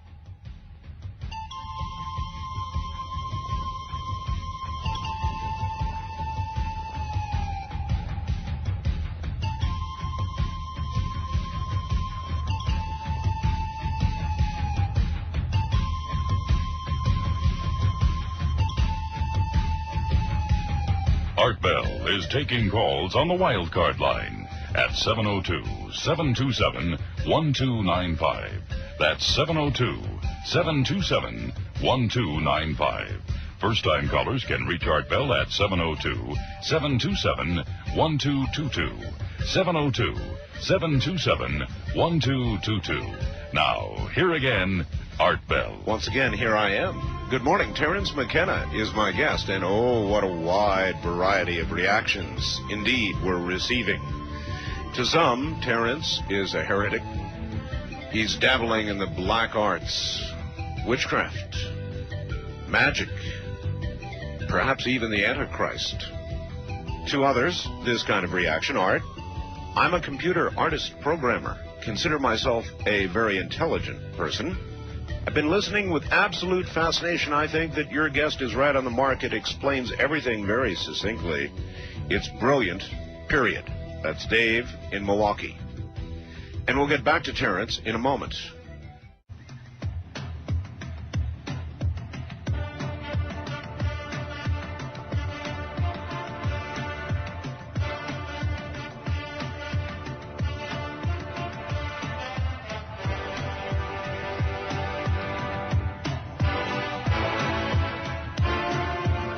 Call Art Bell toll-free, west of the Rockies at 1-800-618-8255.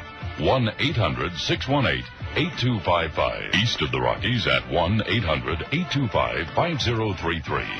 1-800-825-5033. This is the CBC Radio Network. That's who we are. Just a quick promo. Tomorrow night, Sean Morton at 11 o'clock. Then at midnight, Victor. And Victor will be using a voice-changing device and describing his experience at Area 51 during the alien interrogation. We have a worldwide exclusive on my website right now, a second photograph, the second photograph, of the alien interrogation. Whitley Strieber and a few other select people have seen the entire thing with great emotional reaction. But tomorrow night, you will hear Victor for an hour at midnight Pacific. He will then be followed by Sean David Morton. It should be quite an evening. For now, and by the way, that photograph, you really should see it between now and tomorrow. Don't miss it. www.artbell.com. And as you listen to Terence McKenna this night, also know that if you go there, there is a link to the website where you can find materials on Terence McKenna. Terence, here we are once again. Are you there? I am. All right. You're going to get a lot of web hits from this. I hope your server can hold up. So levity is very together. I think they can handle it. Good. But we'll find out, won't we? Yeah, we'll find out is right. Wildcard line, you're on the air with Terence McKenna. Where are you, please? This is Tony. I'm in Las Vegas. Yes, Tony. Good morning, Art and Terence. How are you? Good. How are you? I'm doing pretty good. I wanted to ask you a couple questions. Do you think the reason why people generally, like remote viewers, for instance, lose credibility is because, like psychics, they have a distasteful track record and don't predict stuff like the Oklahoma bombing or a bank robbery before it happens? And do you think that time machines can be, the possibility the future of time machines might have something to do with something that's very normal in nature, such as extreme shockwave technology and just normal physical things that happen generally and in the mainstream physics that will create synthetic time travel reality? Well, I don't know from what direction time travel is going to come. It used to be completely unrespectable to discuss it in the scientific literature, and if you run literature searches now, you'll see over the past 10 years this has gone from unmentionable to quite respectable. Right. There's a book called Time Travel in Physics and Science Fiction by Nabum that will definitely bring you up to speed on the many, many approaches to time travel. It's been known since 1948. There was a paper by Kurt Gödel with a scheme for time travel that would work. It simply requires that you spin a cylinder half the size of the solar system at the speed of light. Yes. But everybody agrees if you could do that and then travel along its transverse axis, you would be moved backward into time. So in the way we started out with vacuum tubes and now go to the Pentium, we have now very Rube Goldberg approaches to time travel, but I'm sure by 2012 we will have brought this to a kind of perfection. And do you suspect, Terence, that time travel will manifest itself from the physical, from physics, or the time travel will be manifested from within? I think we're going to find a way basically to obliterate the difference. It's only been 500 years since some Europeans sailed over the horizon and found the lost half of this planet. That's right. And I think the human imagination is as solid as the real estate you're standing on, Art, and that when this is understood, there will be a kind of migration into the human imagination, and that this is, time travel, space flight, immortality. We have these terms for these things, but what is really coming is going to be all this and more. Our way of talking about it is inevitably incredibly quaint because we talk about it inside the very culture it's going to make obsolete. It sure would do that. Terence, a lighter question. This comes from my wife at the beginning of the program. She knew that you were the one to follow on in Timothy Leary's footsteps, and so she thought she would ask you. It is rumored, or it is perhaps a legend, that Timothy had squirreled away like a treasure trove at some secret location 25,000 hits of Blue Sandos. Where is it? Do you know where it is? My goodness, Arch, your wife follows these things very closely. Where is the Blue Sandos? Yeah, that's right. Where's the X mark on the map? Have you got the map? Well, my lips are sealed. When they open the tombs on Cydonia, I'll issue a press statement. All right. We'll leave it right there. West of the Rockies, you're on the air with Terence McKenna. Hello. Hello? Hello. Hi. Where are you, sir? I am in San Francisco. My name is Ryan. All right, Ryan. It is great to talk to both of you. I am of the belief that there are two types of people in the world, basically, like people who have had psychedelic experiences, people who haven't, and the vast difference in their ways of thinking once they have had a psychedelic experience. That's why it's illegal. Yeah.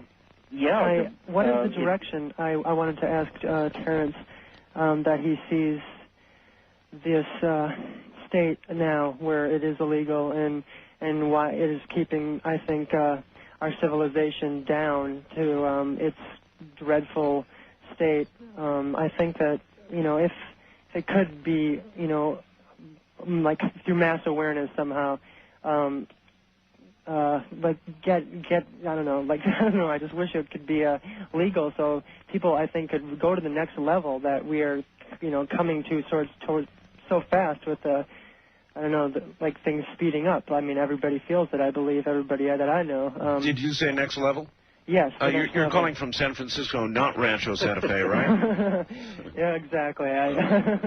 Yes. Let me say this. I mean, I'm a bit of a pessimist on this subject because I take psychedelics so seriously.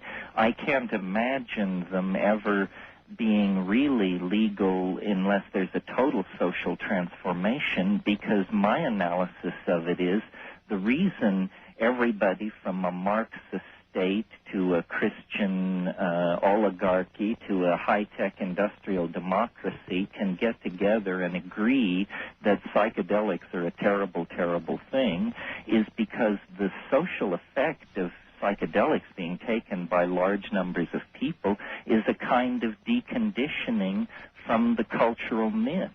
Whatever they are, it's no knock on any given society. It's just that if people start taking psychedelics, they start questioning what they've been told about reality. And culture is in the business of keeping you inside a set of predetermined answers to those questions. Well, based on that, then, Terence, perhaps legalization day is 2012. Well, there you go, Art. There's an apocalypse that would shake our world and leave the heavens intact. The day that drug war ends. Yeah. First time caller line, you're on the air with Terence McKenna on the big island of Hawaii. Hello. Hi, Art. Hi, where are you? I actually am also from San Francisco. Okay. So it seems to be San Francisco night for the last two callers. Well, I'm not surprised. Nor am I. Anyway, I just wanted to tell you up front, I am a professional stand-up comedian, and I guess sort of in the vein of Lenny Bruce, so I do a lot of research, and I've read a lot of your writings, Mr. McKenna, including The Archaic Revival, Invisible Landscape, and also, excuse me, the CD that you did with Space-Time Continuum. Oh, yeah, the Alien Dream Time. Yeah, which was very fun. And I'm also familiar with Mr. Sheldrake's writings as well. And I would say to the 25% dissenter faxes that you've been receiving, Art, that they are probably saying that because they're not familiar with a lot of what Mr. McKenna is saying.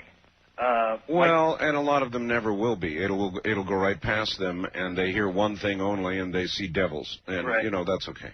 Right. Well, actually, in relation to what you're saying there, I would say the gentleman who considered Mr. McKenna to be in league with Satan, that the truth does not have an ideological agenda or anything like that whatsoever. My question to you is, you're familiar with the writings of John Lilly? Sure.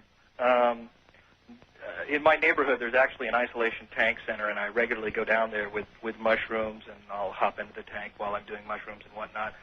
I'm very fascinated by your writings on DMT, and what I'd like to know is, how would I be able to locate DMT or the plant that it comes there from? No, I don't know that we can tell that on the air.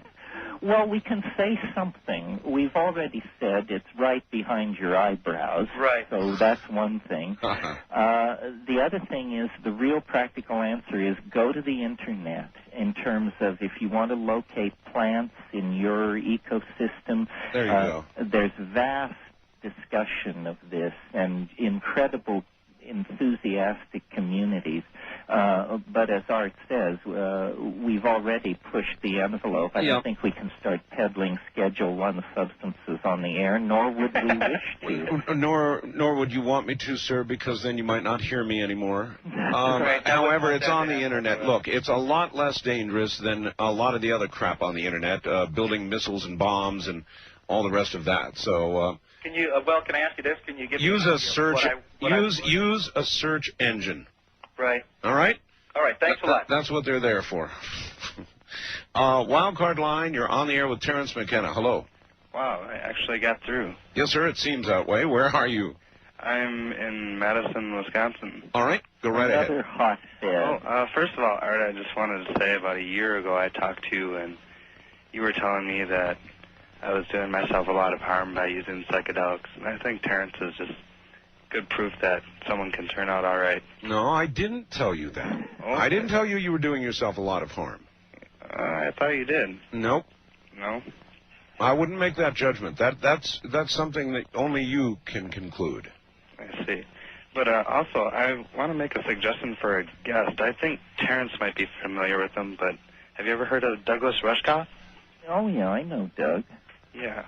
Yeah. I've read many of his books, and just what he needs, more publicity. I think he's just a great guy. And all right. Anything else? Yes. Terence, I have a video called Alien Dreamtime. Yeah? I just want to say I really like it. Oh, yeah, well, that's a thing I did a few years ago with a band called Space-Time Continuum, yeah. Yeah. What was the essence of it, Terence? Well, it was a rave in San Francisco, and I talked about, if you can imagine this, I talked about the impact of psilocybin on human evolution to a backbeat. This is something we haven't gotten into here, Art, but I have a whole other rap on how mushrooms actually impacted and caused the breakthrough to self-reflecting human consciousness. We'll have to save that one for another time. I guess so. Interesting. East of the Rockies, you're on the air with Terence McKenna. Good morning. Good morning. This is Larry in Peoria, Illinois. Hi, Larry. This is really very interesting because I just recently read some of the excerpts from The Psychedelic Experience by Timothy Leary, which is his take on the Tibetan Book of the Dead. And I missed the first part of the show, so I'm sorry if this has already been talked about, but I was wondering what is basically the difference between DMT and LSD. Good question. Well, LSD lasts hours and hours and tends to be, I think my own phrase is abrasively psychoanalytic. Essentially, I think LSD does what most people think psychedelic drugs do. They cause you to review past memories. They cause you to see your life in a different light, so forth and so on. DMT is not like that. It seems to go beyond the personal dimension. It doesn't matter, I think, who you are or where you started from. It carries you into its own world, a world that is alien on its own terms and doesn't have a lot of information in it about your psychology or your dilemmas. So it's less useful for psychoanalysis. and more useful for exploring what I consider to be pretty dramatic paranormal dimensions, considering they're so easily accessed. Mm-hmm. You're speaking about, it's interesting, all this talk about dimensions and going to the next level. I just had a psychedelic experience recently when I had a meditation on the nature of the universe as being like a geometric structure that's so immensely more vast and diverse than you can really explain. Well, I think, there's the vastness of space and time that we know about, but then as we look into the micro dimension and we see how much there is in the atomic and subatomic world, I mean, the world is an amazing and dynamic place, and this is why I'm so down on ideologies, because I think they're dusty mirrors to hold up to the splendor of the felt presence of the living universe. Here's I believe, McKenna quote. Quote, Western civilization is a loaded gun pointed at the head of this planet. Unquote. Yep. Yep. Western civilization is a loaded gun pointed at the head of this planet. And what I think I was referring to there was resource extraction, propaganda, pollution of the atmosphere, and this sort of thing. If we continue to practice our cultural values as we have practiced them over the next 1,000 years, we're going to make the earth unfit for our children, which is a sin and a tragedy of such magnitude we don't even have a name for it. Boy, I sure agree with that. And then this, quote, LSD is a drug that occasionally causes psychotic behavior in persons that have not taken it. Terence McKenna quoting Tim Leary in Los Angeles in 1991. Accurate? Yeah. Well, I tried to give that quote to Tim, and he swore to me he'd never said that. So it's sort of hanging out there in the air. But it's a very funny quote because I think it makes clear to people how agitated you can become by drugs you haven't taken, and how often the people who have the most negative drug reactions are the people who didn't take the drug. You are a heretic. And just one last, as we head toward the bottom of the hour, the mind rests on a foundation of chemical machinery. Yes, it rests on a foundation of chemical machinery. It is not simply the product of chemical machinery any more than I am an automobile when I drive it. All right, well, rest your chemical machine for a moment, and we'll come right back. Terence McKenna from the Big Island of Hawaii is my guest. We've got 30 more. If you've got a question, we've got phone lines. I'm Art Bell, and this is CBC.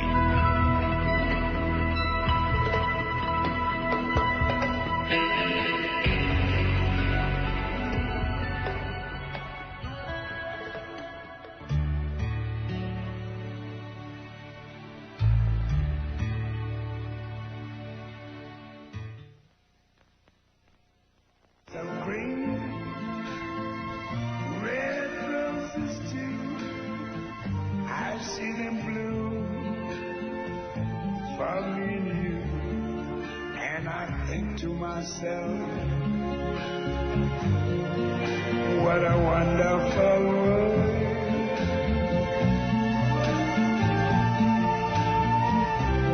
I see skies of blue and clouds of white, the bright blessed day, the dark sacred night, and I think to myself, what a wonderful world. Art Bell is taking calls on the wildcard line at 702-727-1295. That's 702-727-1295. First-time callers can reach Art Bell at 702-727-1222. 702-727-1222. Now, here again, Art Bell. Good morning.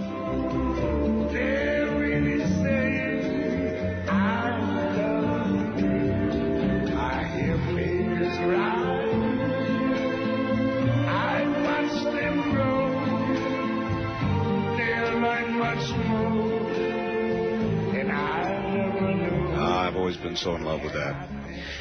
All right, Terence McKenna back in a moment. My guest is Terence McKenna. Terence, again, with respect to Timothy, he, of course, as you well know, has been launched into orbit with a number of other notables. And I was just wondering, again, referencing that 25,000 hits of Blue Santos, do you suppose it's possible that Timothy had them launched with himself, and that orbital decay will provide one great last acid rain at about 2012? Well, he did want to prove that you can take it with you.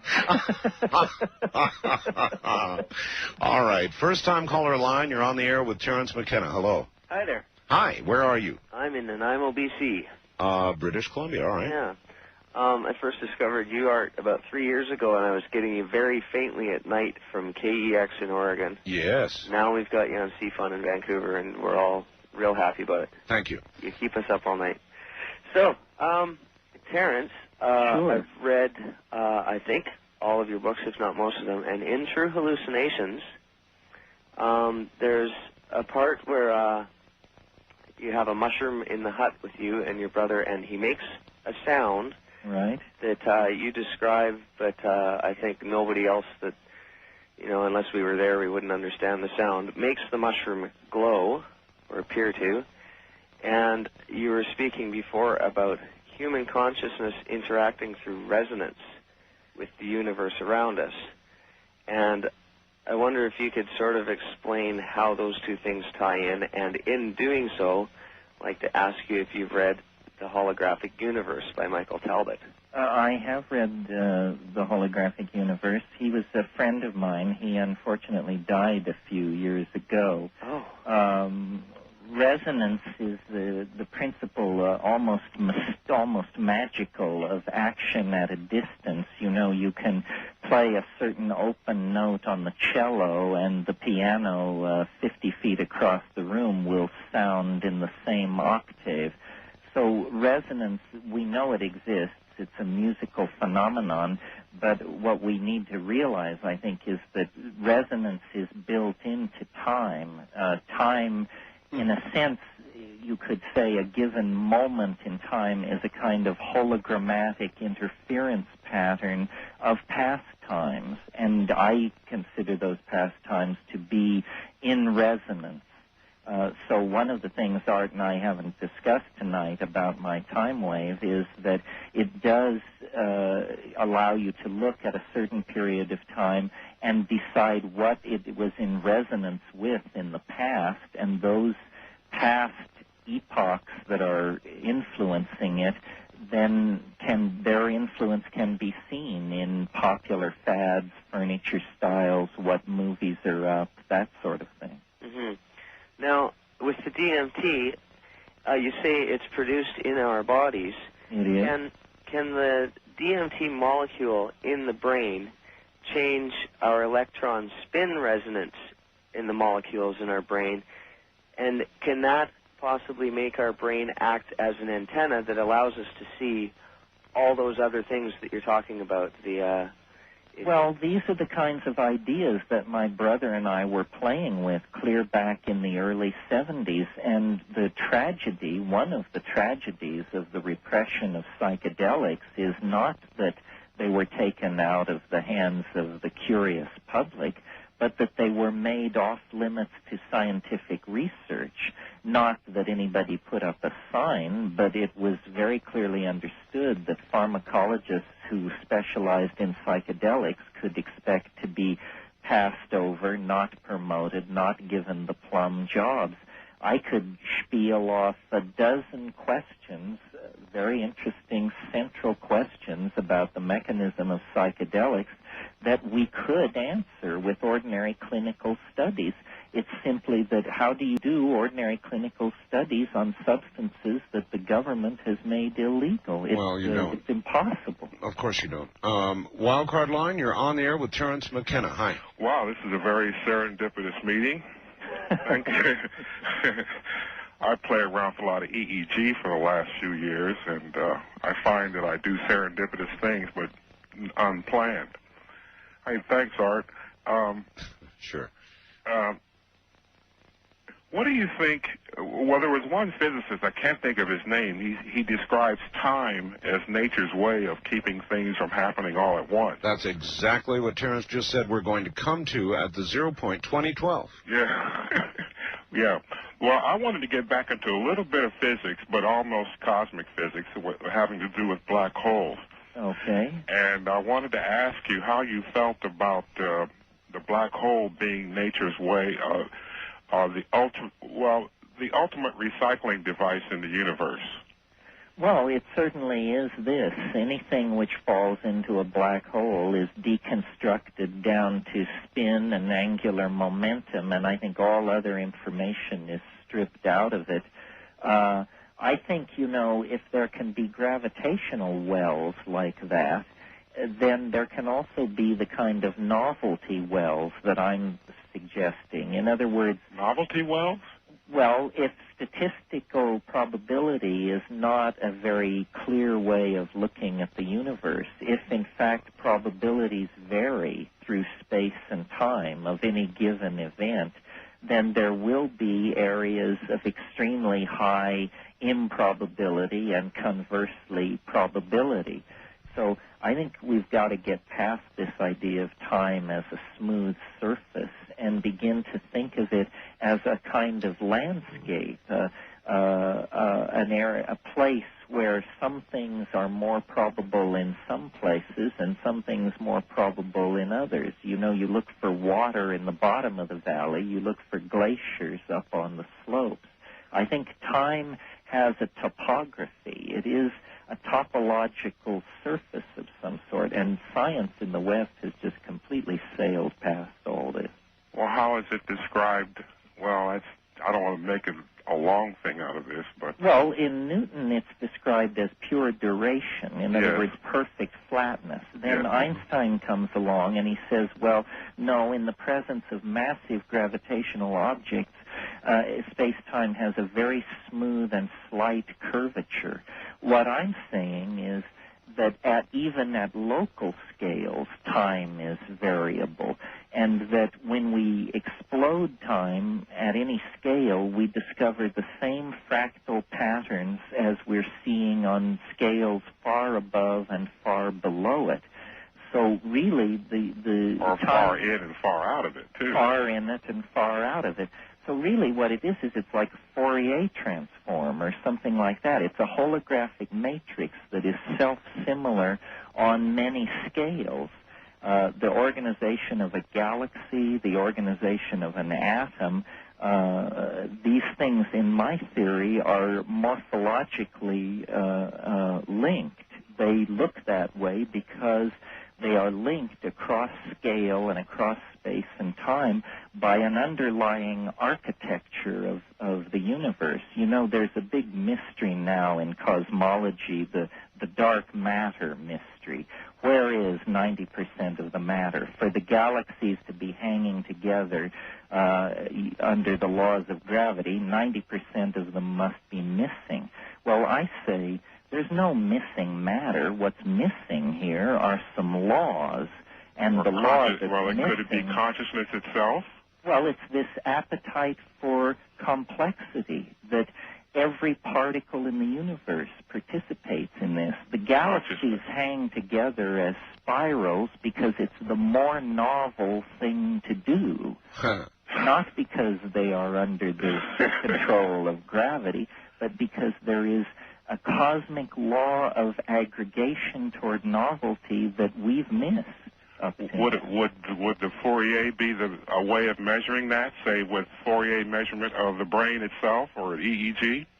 Well, you could measure it. You could measure it in a Fourier matrix. You could measure it in many different kinds of matrices. The point is to demonstrate it to somebody outside the system who's looking at it. I think the great breakthrough in mathematical modeling of nature in the last 20 years has been the discovery of fractals. and self-similarity on many scales. And this is part of that. What I'm saying really is that time is a fractal structure. It can be defined by a limited set of variables and then iterated on the micro scale, the macro scale, the human scale. They're all operating under the same architectural constraints, but at different scales. You know, when I talk to my friends in the EEG world, I do a lot of EEG spectral analysis and stuff. They think I'm nuts. Well, you thought nuts. I say, well, if you want to buy my machine and operate, this is how the universe is. And when I speak in these terms, it's like it's in a big hall, you know. Well, there's a lot of confusion in the sciences right now. The complexity people are not talking to the dynamics people. The poor materialists have all been crowded into biology. Meanwhile, over in quantum physics, they're talking like occultists. And none of the news has reached psychology and sociology yet. The house of science is in incredible disarray, and it's because science's wish to describe nature, they've now dispensed with all the easy stuff. Now we're asking questions like, what is language? What is mind? What is process? These are very deep and difficult questions, and I think they're going to cause a revolution in the science and a reformation of its methods, or science is not going to be adequate to the game. Well, perhaps after some period of anarchy. Yes, well, that's what we're going through. East of the Rockies, you're on the air with Terence McKenna. Hello. Hello there. Hi. Hi.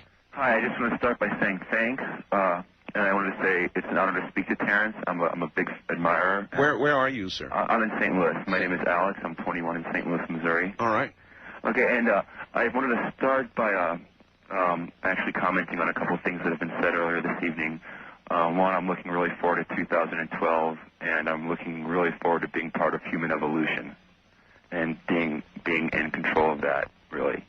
And I wanted to say about the throwing out of the rocks that, you know, it seems kind of like that God has already thrown out the rocks on this planet, you know, and that is plenty as is.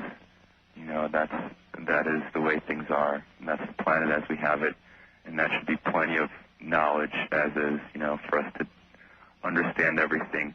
And I've had some experience with psychedelics, and I'm not finished yet, far from actually.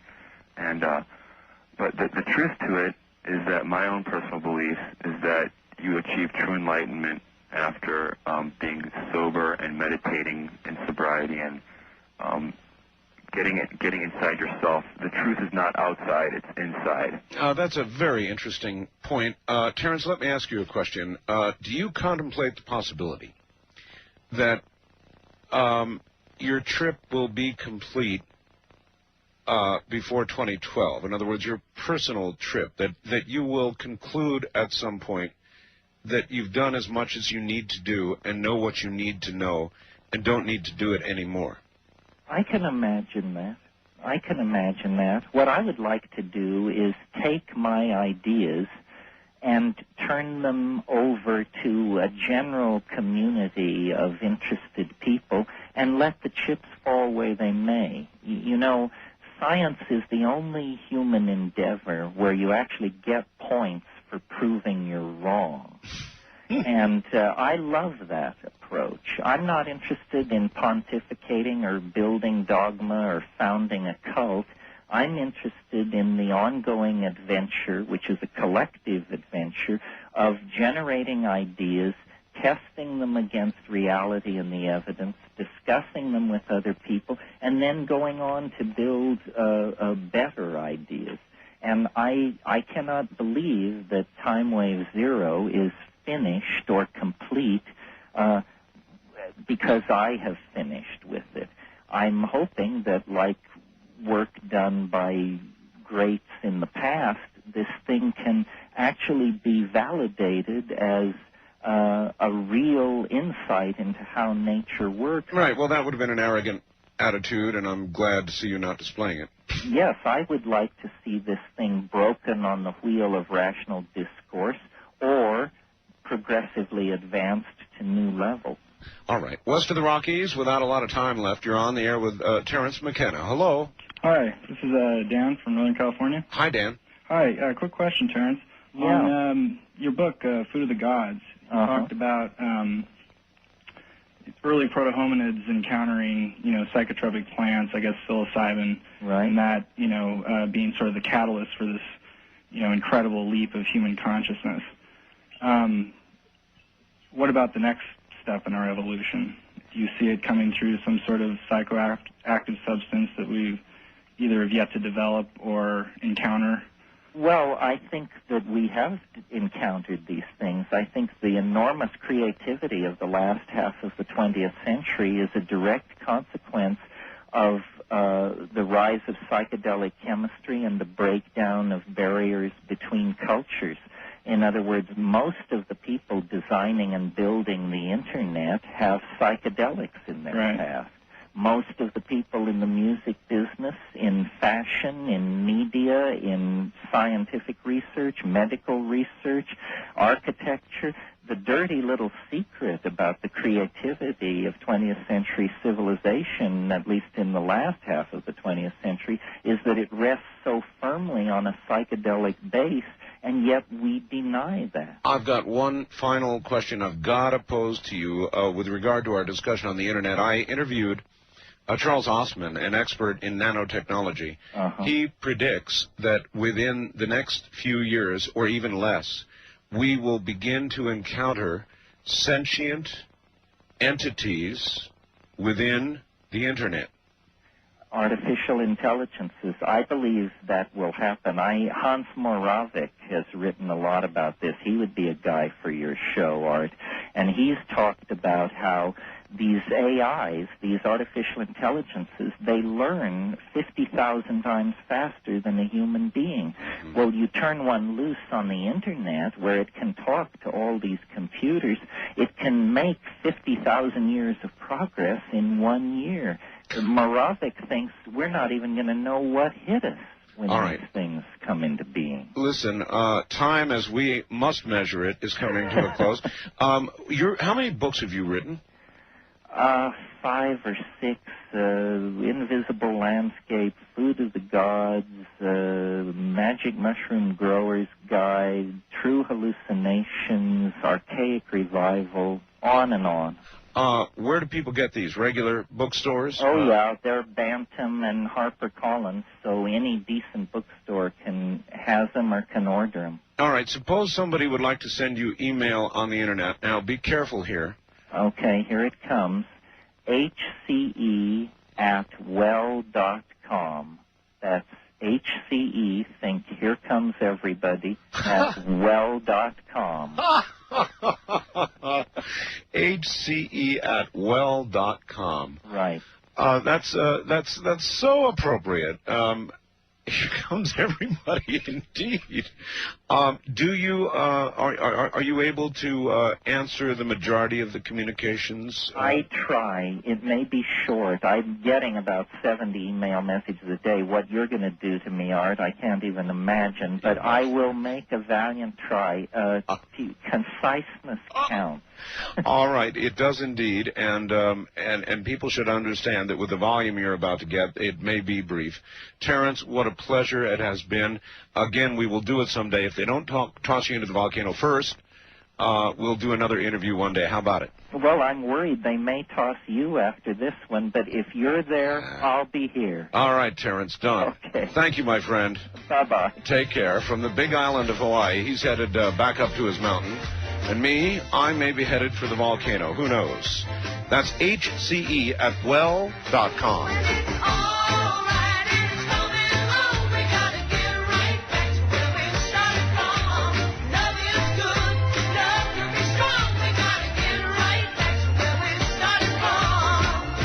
This is the American Independent CBC Radio Network. We'll be right back.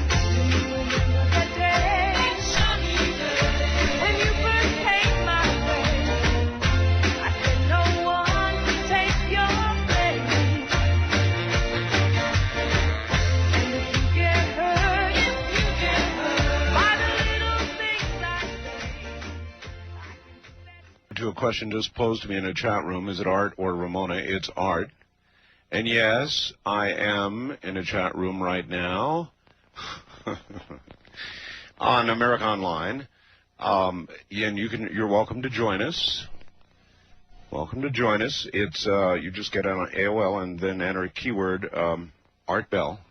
Go click on keyword and type in Art Bell. It'll take you to the Periscope area, and when you get in there, click on the Grassy Knoll chat room, and bwoosh, you will be in there with other anarchistically bent people, including myself. West of the Rockies, you're on the air. Hello there. Hi, Art. How you doing? I'm doing. This is Aubrey from San Diego. Yes, sir. I didn't get a chance to get through earlier. I just wanted to relate an experience I had at one time using a hallucinogen. Just during total concentration, I began to imagine molecules in the body, how they're circles, and how they circle each other.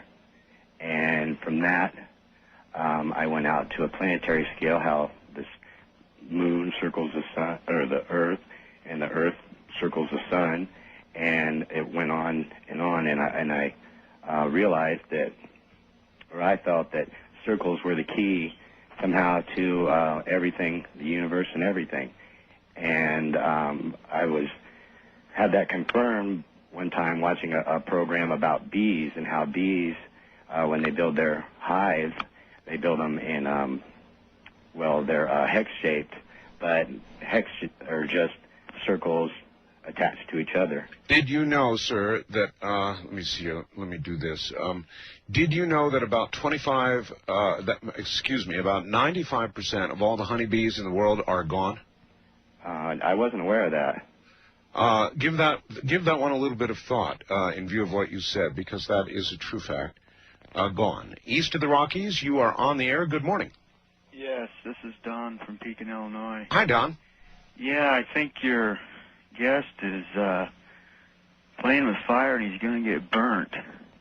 The devil stuff, right? Well, yeah, it's because I think that it's what it's called is pharmacia, and it's basically taking mind-altering drugs.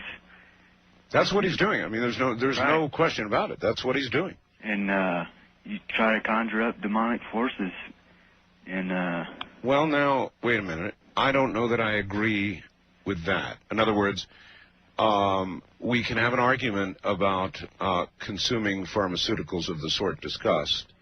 Yeah, but I don't think that it automatically translates to the conjuring of demonic forces. Well, that comes from you or Terence or whoever does it. I don't think there's a given that when you do one, you're doing the other. Well, I just like to say that is not to condone it. Yeah, okay.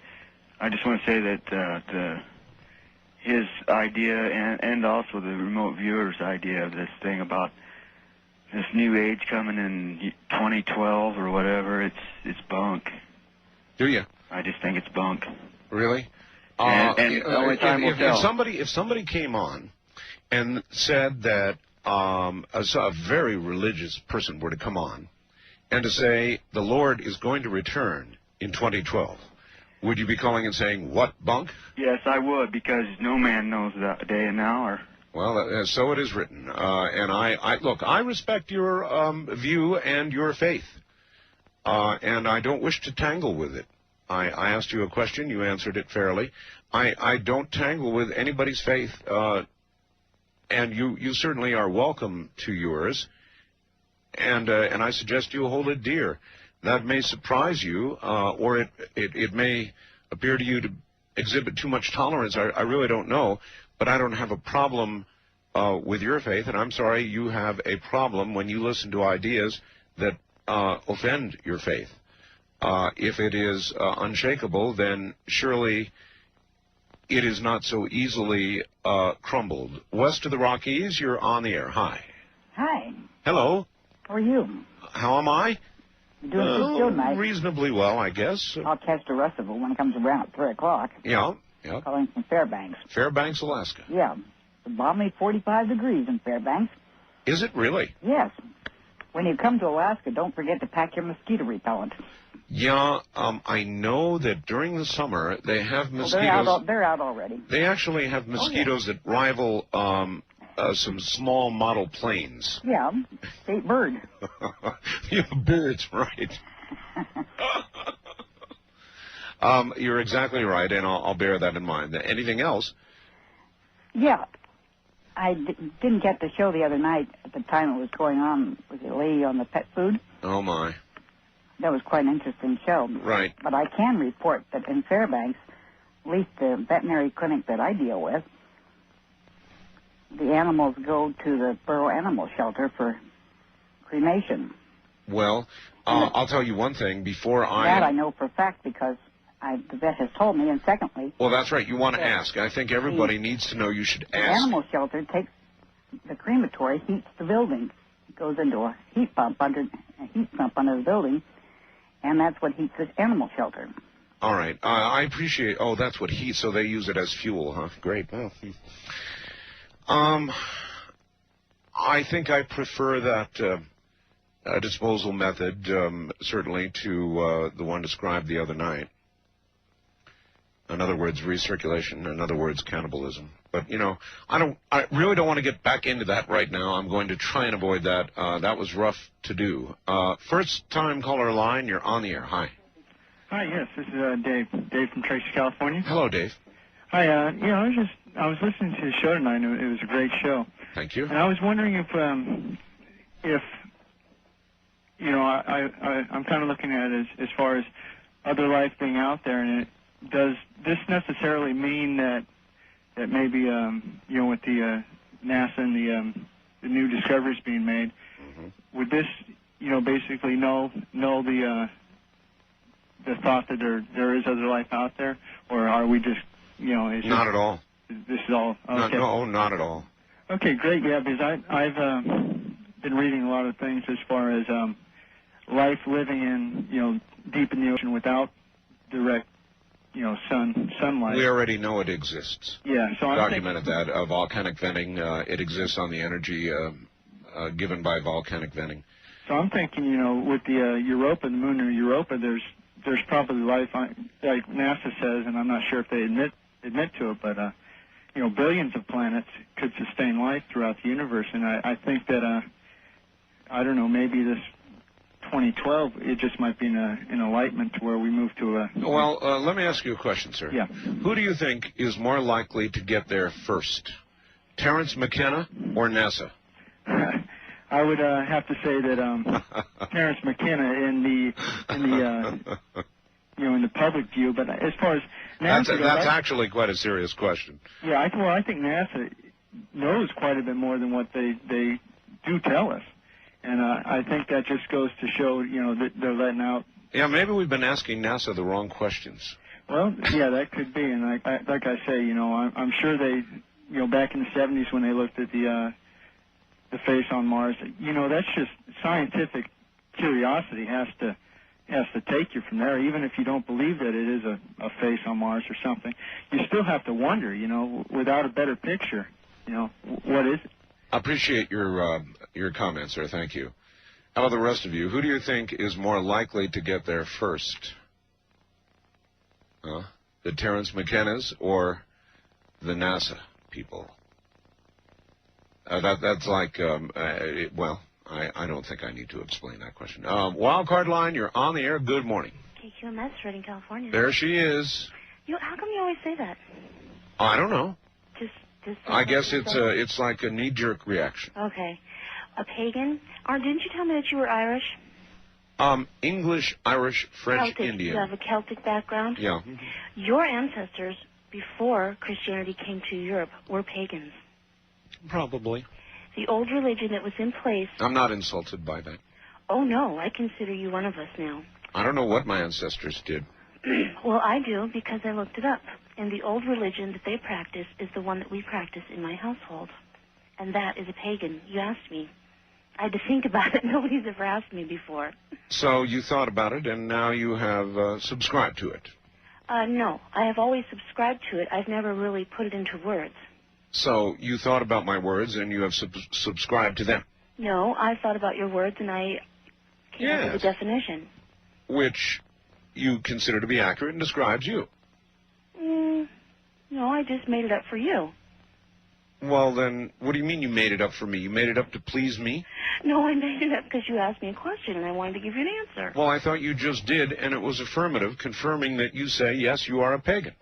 Yes. So what part of this have I not understood correctly? In other words, You asked me what a pagan was. Uh-huh.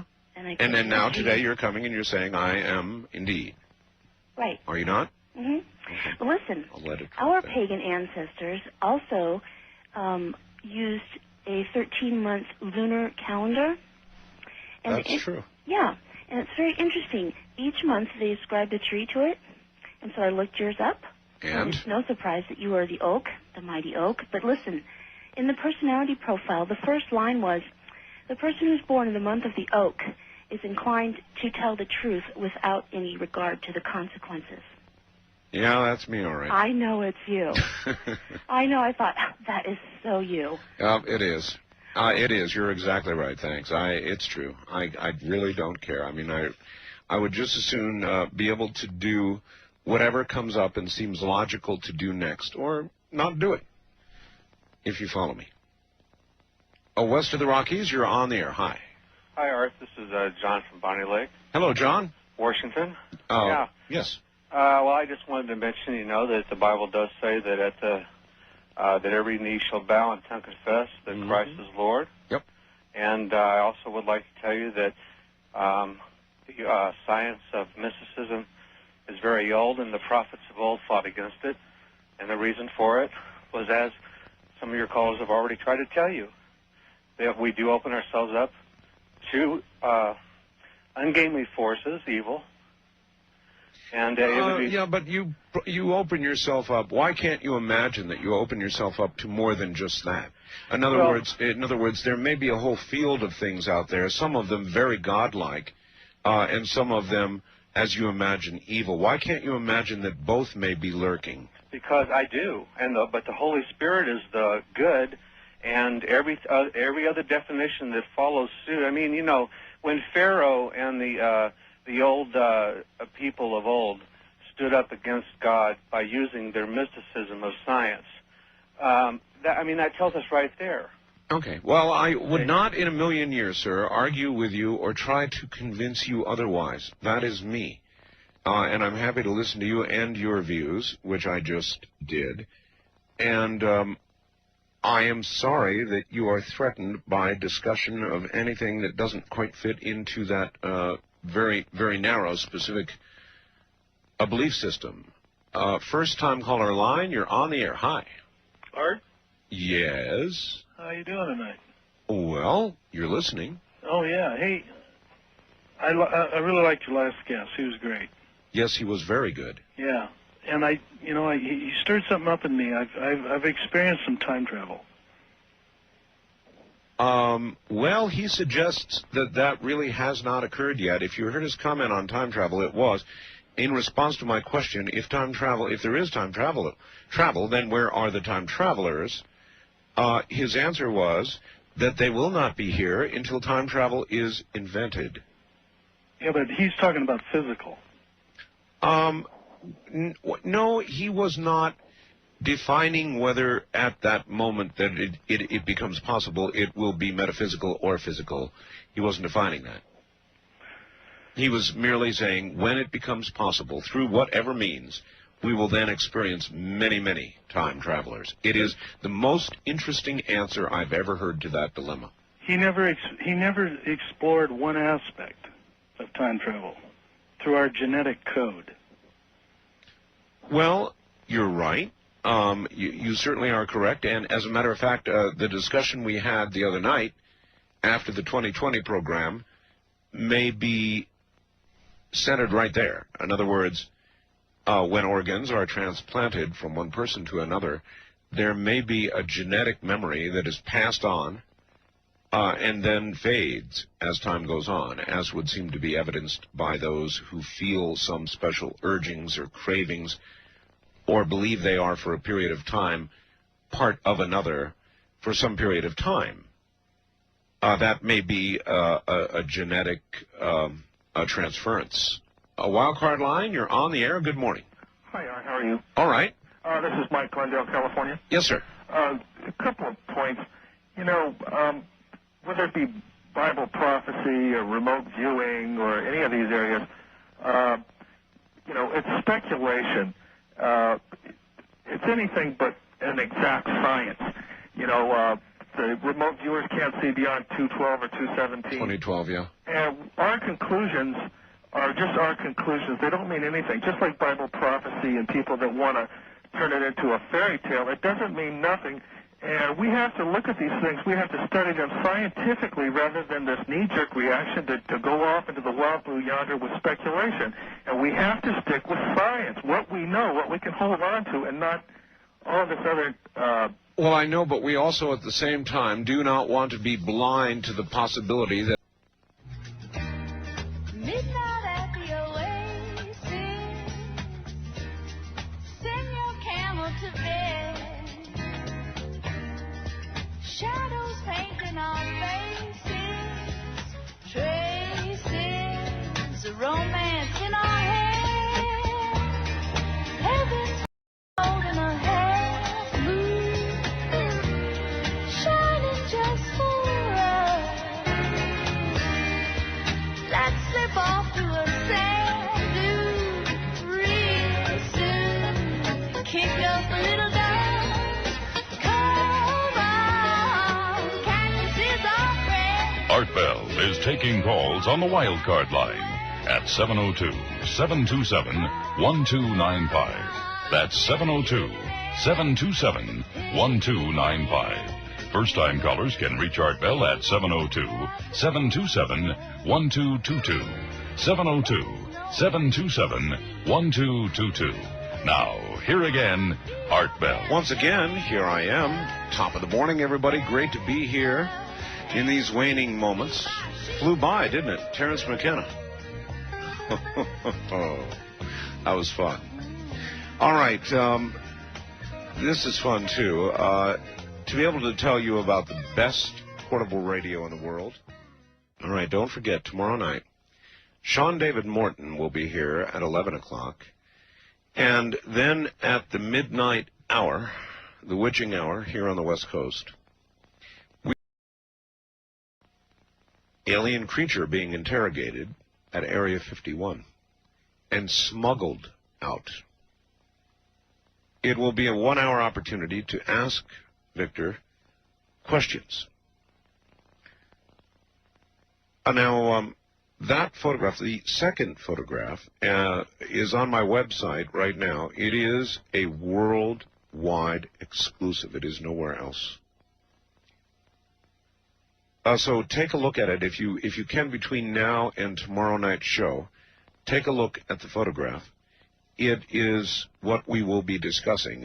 Actually, it'll be a wider discussion, but it is relevant in the sense that it's from the video that Victor smuggled out of Area 51. My website, and of course you can jump to Terence's from my website as well, is www.artbell.com, and I noticed that it has just now gone over 2.5 million main page hits since the first of the year. I think it's 2,504,832 as I read it right now. So there you are. Anyway, make it on up there and take a look, for heaven's sakes. I think you'll be, at the very least, intrigued, and certainly you don't want to miss Sean David Morton, nor do you want to miss Victor, actually later tonight. West of the Rockies, you're on the air. Hi. Going once. Going twice, gone. East of the Rockies, you're on the air. Hi, Art. Hello. I'm calling from Greenville, South Carolina. Yes, ma'am. And you go off the air here at 5 a.m., so I'm afraid I've missed the last hour and a half. But well, it happens. yeah. If you could put up with another Christian for just a moment. Well, I can put up with them, period. No problem. A couple hours ago when that one Christian called in and said that your guest was a disciple of Satan. Yes. I'm sure you probably know that he did not mean that your guest was in a conspiracy with Satan, knowingly perpetrating lies and deception. Well, he made it sound that way. I mean, know. the tone of the voice and so forth. Right. Well, what you probably understand, by the way, I'm halfway through your book, and I enjoy it very much. The quickening. Yes. I'm glad. It will get better as you go. Oh, I'm in diseases and famines, so I've got earth changes and the end. Oh, yes. The end, indeed. Right. And you probably know that your book, The Quickening, in Matthew chapter 24, was prophesied by Jesus Christ. And he called it the beginnings of sorrows. And when you look that up, it means birth pangs. And you know that when a woman is having a baby, the contractions come closer and closer together. Yeah, I know all of that, yes. I know, Right. I know that, and I am not in denial with regard to it, nor do I disregard the probability that that connection is the correct connection. I simply explore others as well. Right. Which will cause me to be thrown in a volcano eventually. No, but I think that you will. I'm hoping in my heart that you do come to a knowledge of the truth. And what I wanted to say about the caller's tone of voice and a lot of, well, some Christians. Now, I know some Christians are out there and they're militant, and you said, like, if a UFO landed and an alien appeared, they'd be there with their shotgun to blow it away. You know they would. Right, and Christ has... that has absolutely nothing to do with Christ. Neither does lobbying in Congress, by the way, because if Christ wanted to, he could have lobbied the Roman government, and the only people he yelled at were the religious people. Well, if people who sinned and were bad were struck down first, so all the rest of us could observe, who do you think would be the first to go? After the lawyers. I don't know. Everybody, I guess. That's right. They're Last Man Standing. Wasn't there a movie, Last Man Standing? West of the Rockies, you're on the air. Hello. Hey, Arpo. This is thanks a lot for taking my call. Sure. The D-man from KPRO, Central Coast, San Luis Obispo County. Yes, sir. How are you today? Just fine. All right. I just wanted to make a point of my past. I tried hallucinogenics, and what these guys described and what I've experienced is two different things. I would never do them again, put it that way, because, and I do have an open mind, by the way, but it distorted and made things totally hallucinogenic. Well, let's put it this way. Yeah, look, that's a rational decision. Nobody, certainly not me, I would not argue with your decision. You tried it, and so with experience, you're saying no thanks. It damn near scared the hell out of me, to tell you the truth, and I don't know if I'd ever want to go back there again, because I'm still digging in. You have a nice night. You too, sir. Thank you very much for the call. East of the Rockies, you're on the air. Good morning. Good morning. Let me get my radio. Yep, get that radio off. That's very important. This is JJ from Austin. Yes, JJ. Hi, Art. I have two things. First of all, the gentleman that called earlier that said no man would know the day nor the hour. Yeah. But didn't say anything about the year. Well, somebody might know the year. You never know. Well, JJ, your feet are now dangling in the volcano. What's point number two? Two is, I believe that the definition of a pagan is a religion of tribal origin. From ancient, even Native Americans. Well, that might be a little narrow. I mean, it might fit, but I think that the definition of a pagan is a lot broader than that, JJ. First-time caller line, you're on the air. Am I? Well, I mean, we could have a discussion about it, but I said you were, so you're going to have to try and believe me. Okay. This is Reed from Portland. And Well, Reed, speak into your phone like you mean it. I mean it, Art. All right, no, louder. Louder. I need volume. Okay, can you hear me? Oh, now you're cooking. All right. Someone called earlier speaking about time travel, and you stated that... I asked. Well, you gave the impression that Terence McKenna said that that was not possible at this point. Well, he did say that, essentially. He said that it will not be possible, and once it does become possible, then the time travelers will be here. The proof that it is not now possible is that they are not. He also said something on the CD, Alien Dreamtime, that the psychedelic experience was something that brought you into a hyperspace in which you could look down upon the past and the present, which is not the same. Okay, but that's not quite to say you're traveling. That is to say you are observing. If you could imagine, if you could imagine, you are not imagine a highway, okay? And you're not on the highway. You're in a helicopter way up there, and you can see cars 5 miles back and 5 miles ahead. But you're not traveling on the highway. You're observing the traffic upon it.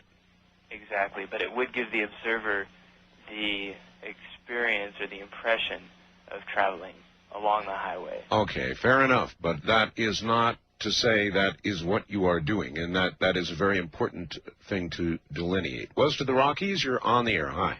Good morning, Art. Good morning. Mitch, the Magic Christian, calling you from Ventura, California. Uh-huh. Yeah, I just wanted to drop my 2 cents in on this Christian versus, it seems to be shaping up, Christian versus the lion of Terence McKenna. Terence is a monster, and I mean that. In my lexicon, that's high praise. He's right up there in the troika with Richard C. Hoagland and Stan Dale, as far as I'm concerned. He's awesome. Yeah. And one of the things I wanted to get to before, just jump in, was how does Ramona know about the hits of acid? Your wife sounds like she might be a little hipper than you, huh? Use your imagination. I mean, come on. Anyway, concerning... What do you think? We've been living here in a vacuum? Yeah, well, okay.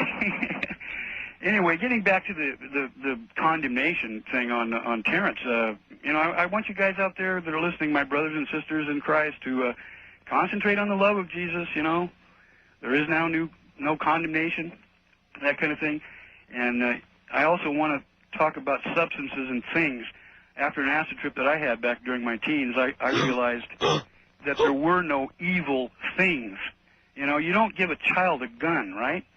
Because it's a dangerous object. Yes. And so you don't give people who are full of fear things like LSD or DMT or any of the other psychedelic drugs, because they're going to have, like that caller a couple callers ago, bad experiences.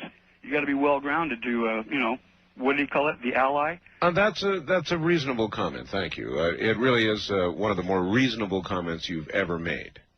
And, of course, we all know guns don't kill people. Rarely do they leap on up off the table and spray, that's the popular phrase, spray bullets about the room, putting holes through Christian-believing people. They just don't do that. It's the Christian-believing people and others who do that. First-time caller line, you're on the air. Hello. Going, gone. East of the Rockies, you're on the air. Good morning. Hi, Art. It's Clint from Bismarck, North Dakota again. Good. Welcome. Looks like the news is getting a little closer to me here with all this Air Force business you were talking about last night. I noticed the news is all full of that kind of business again. Everybody's saying how she was mistreated and it's a travesty of justice and all that kind of brouhaha. I think she got away rather lightly under the circumstances, and the circumstances were not just that she committed adultery. No. The circumstances were lies and disobedience, not following direct orders, and lots of stuff the military doesn't like. Yeah, I really couldn't agree with the argument that, well, everybody else does it. That was the big thing. I thought, that never got me out of trouble when I was in grade school. I certainly don't think it should get anybody out of trouble in the Air Force. Well, it never got me out of trouble at home. I mean, I had 2 sisters, and I tried that one out on my parents many times. Yeah. They were both Marines.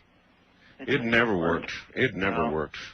Back to the topic at hand, I was worried about that where they said, okay, if somebody invents a time machine in the future, then those time travelers will appear here. No. Well, Terence was suggesting that there will come a time when that machine will be invented, and from that moment on, you will see many tens of thousands or millions of time travelers. Sure, but say this moment in this place always exists because that's where they would travel to. So, I mean, this moment would not exist without those time travelers coming back, because if it did, then how could they travel here? I guess the guy could really tie himself in the knots trying to think about that. Yeah, you're trying to destroy me in the final minutes of the show, and I won't put up with it. Really hate to do that. Have a good morning, Art. You too. Thank you very much. West of the Rockies, you're on the air. Good morning. Oh, good morning. This is Phil out of Oregon. Yes, Phil. Well, I was sitting here listening to folks call in and complain about possibilities being nil. Well, I try to keep an open mind. Regardless. What possibilities being nil? Oh, any possibilities of time travel. Possibilities are endless, absolutely endless. Yes, sir. 100% I agree. The only limiting factor is that which sits on your shoulder. Yes, indeed it is. I was glad to hear Terence McKenna on tonight. I've never heard him before. Has he been? No, he's never been on my previously? program before. I mean, Terence has been around quite a while, actually, but it's a first visit to my program. But I tend to do different things here. I keep trying to tell people. Oh, invite him back by all means. Foods of the Gods, Invisible Landscape were a couple of his books I wrote down quickly, and I will check local Walden's bookstore. He said it was available anywhere. That's what he said. Well, my idea... Except where there have been massive burnings, probably. Volcano, things of the sort. I just started listening to you recently. I've really tuned in with your show. Thanks for being on. Well, thanks for calling. Well, I used LSD occasionally when I was younger. I found that it definitely intensified the senses. I don't know how much enlightenment I gained from it, but I don't know how strong are your memories of it. Oh, very clear. I didn't have any major problems with it. Hallucinations that would cause me to attempt suicide. It was an enjoyable experience for the most part. Well, I never got to the point that these gentlemen were at, where they have had visions or regular journeys. Yes, sir. I never achieved that point. I no longer use it, and that's of my own choice. I wouldn't recommend anybody trying to... Sure, and as I said to another fellow, that's what I consider to be a rational decision. I wouldn't recommend anybody trying to buy it off of the streets, per se. I found his Magic Mushroom Grower's Guide interesting alternative. Oh, you read that book? No, sir. I got that written down as well. It's a very, very good point. In other words, what is purchased off the street is utterly an unknown, and unless you are a chemist of great repute and you can carefully analyze exactly what it is, then you have no idea whatsoever what you're getting. And that probably would lead the inexperienced but eager to consider natural substances, that is, grown directly without modification from the earth. First-time caller line, you're on the air. Hello. Hello. Hi.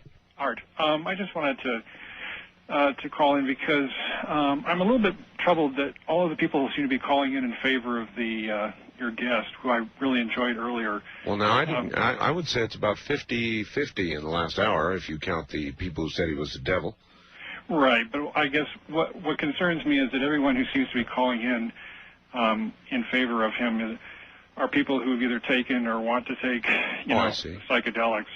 Well, that would be natural, though, wouldn't it? I mean, he is probably Tim Leary's successor, so it would follow that they would probably be predisposed to agreeing with him. Well, I just wanted to say that, I've never taken any drugs at all, and I found his comments to be very interesting and very enlightening. Well, look, he was obviously extremely literate, extremely articulate, sure. And you can argue with the premises presented, but I don't think you can make a case that his brain has been frizzed. Right. Well, I think. I mean, you could, but yeah, I think he just has some very interesting ideas, and regardless, I hate to see mind-expanding ideas always linked to, not always linked, but in this case, so frequently linked to the use of psychedelics, because there are other things that you can do to expand your mind and, of course, have new experiences and things like that as well. And I would say, in fact, I would say, in fact, the great majority of my guests who have talked of similar spiritual things have made very strong claims that the very same things can be achieved without the use of psychedelics. This was merely another view. Well, thanks for having him on. It was very interesting. It was. Now, listen, you get the honors tonight, because we're out of time, so... Uh-oh. In your own words, sir. I'm sorry, I don't know what you're asking. Oh, say good night. Well, good night to everybody. Thanks for having me on. See, that's how it's done. It's that simple. I'm Art Bell. See you tomorrow night. Good night, all.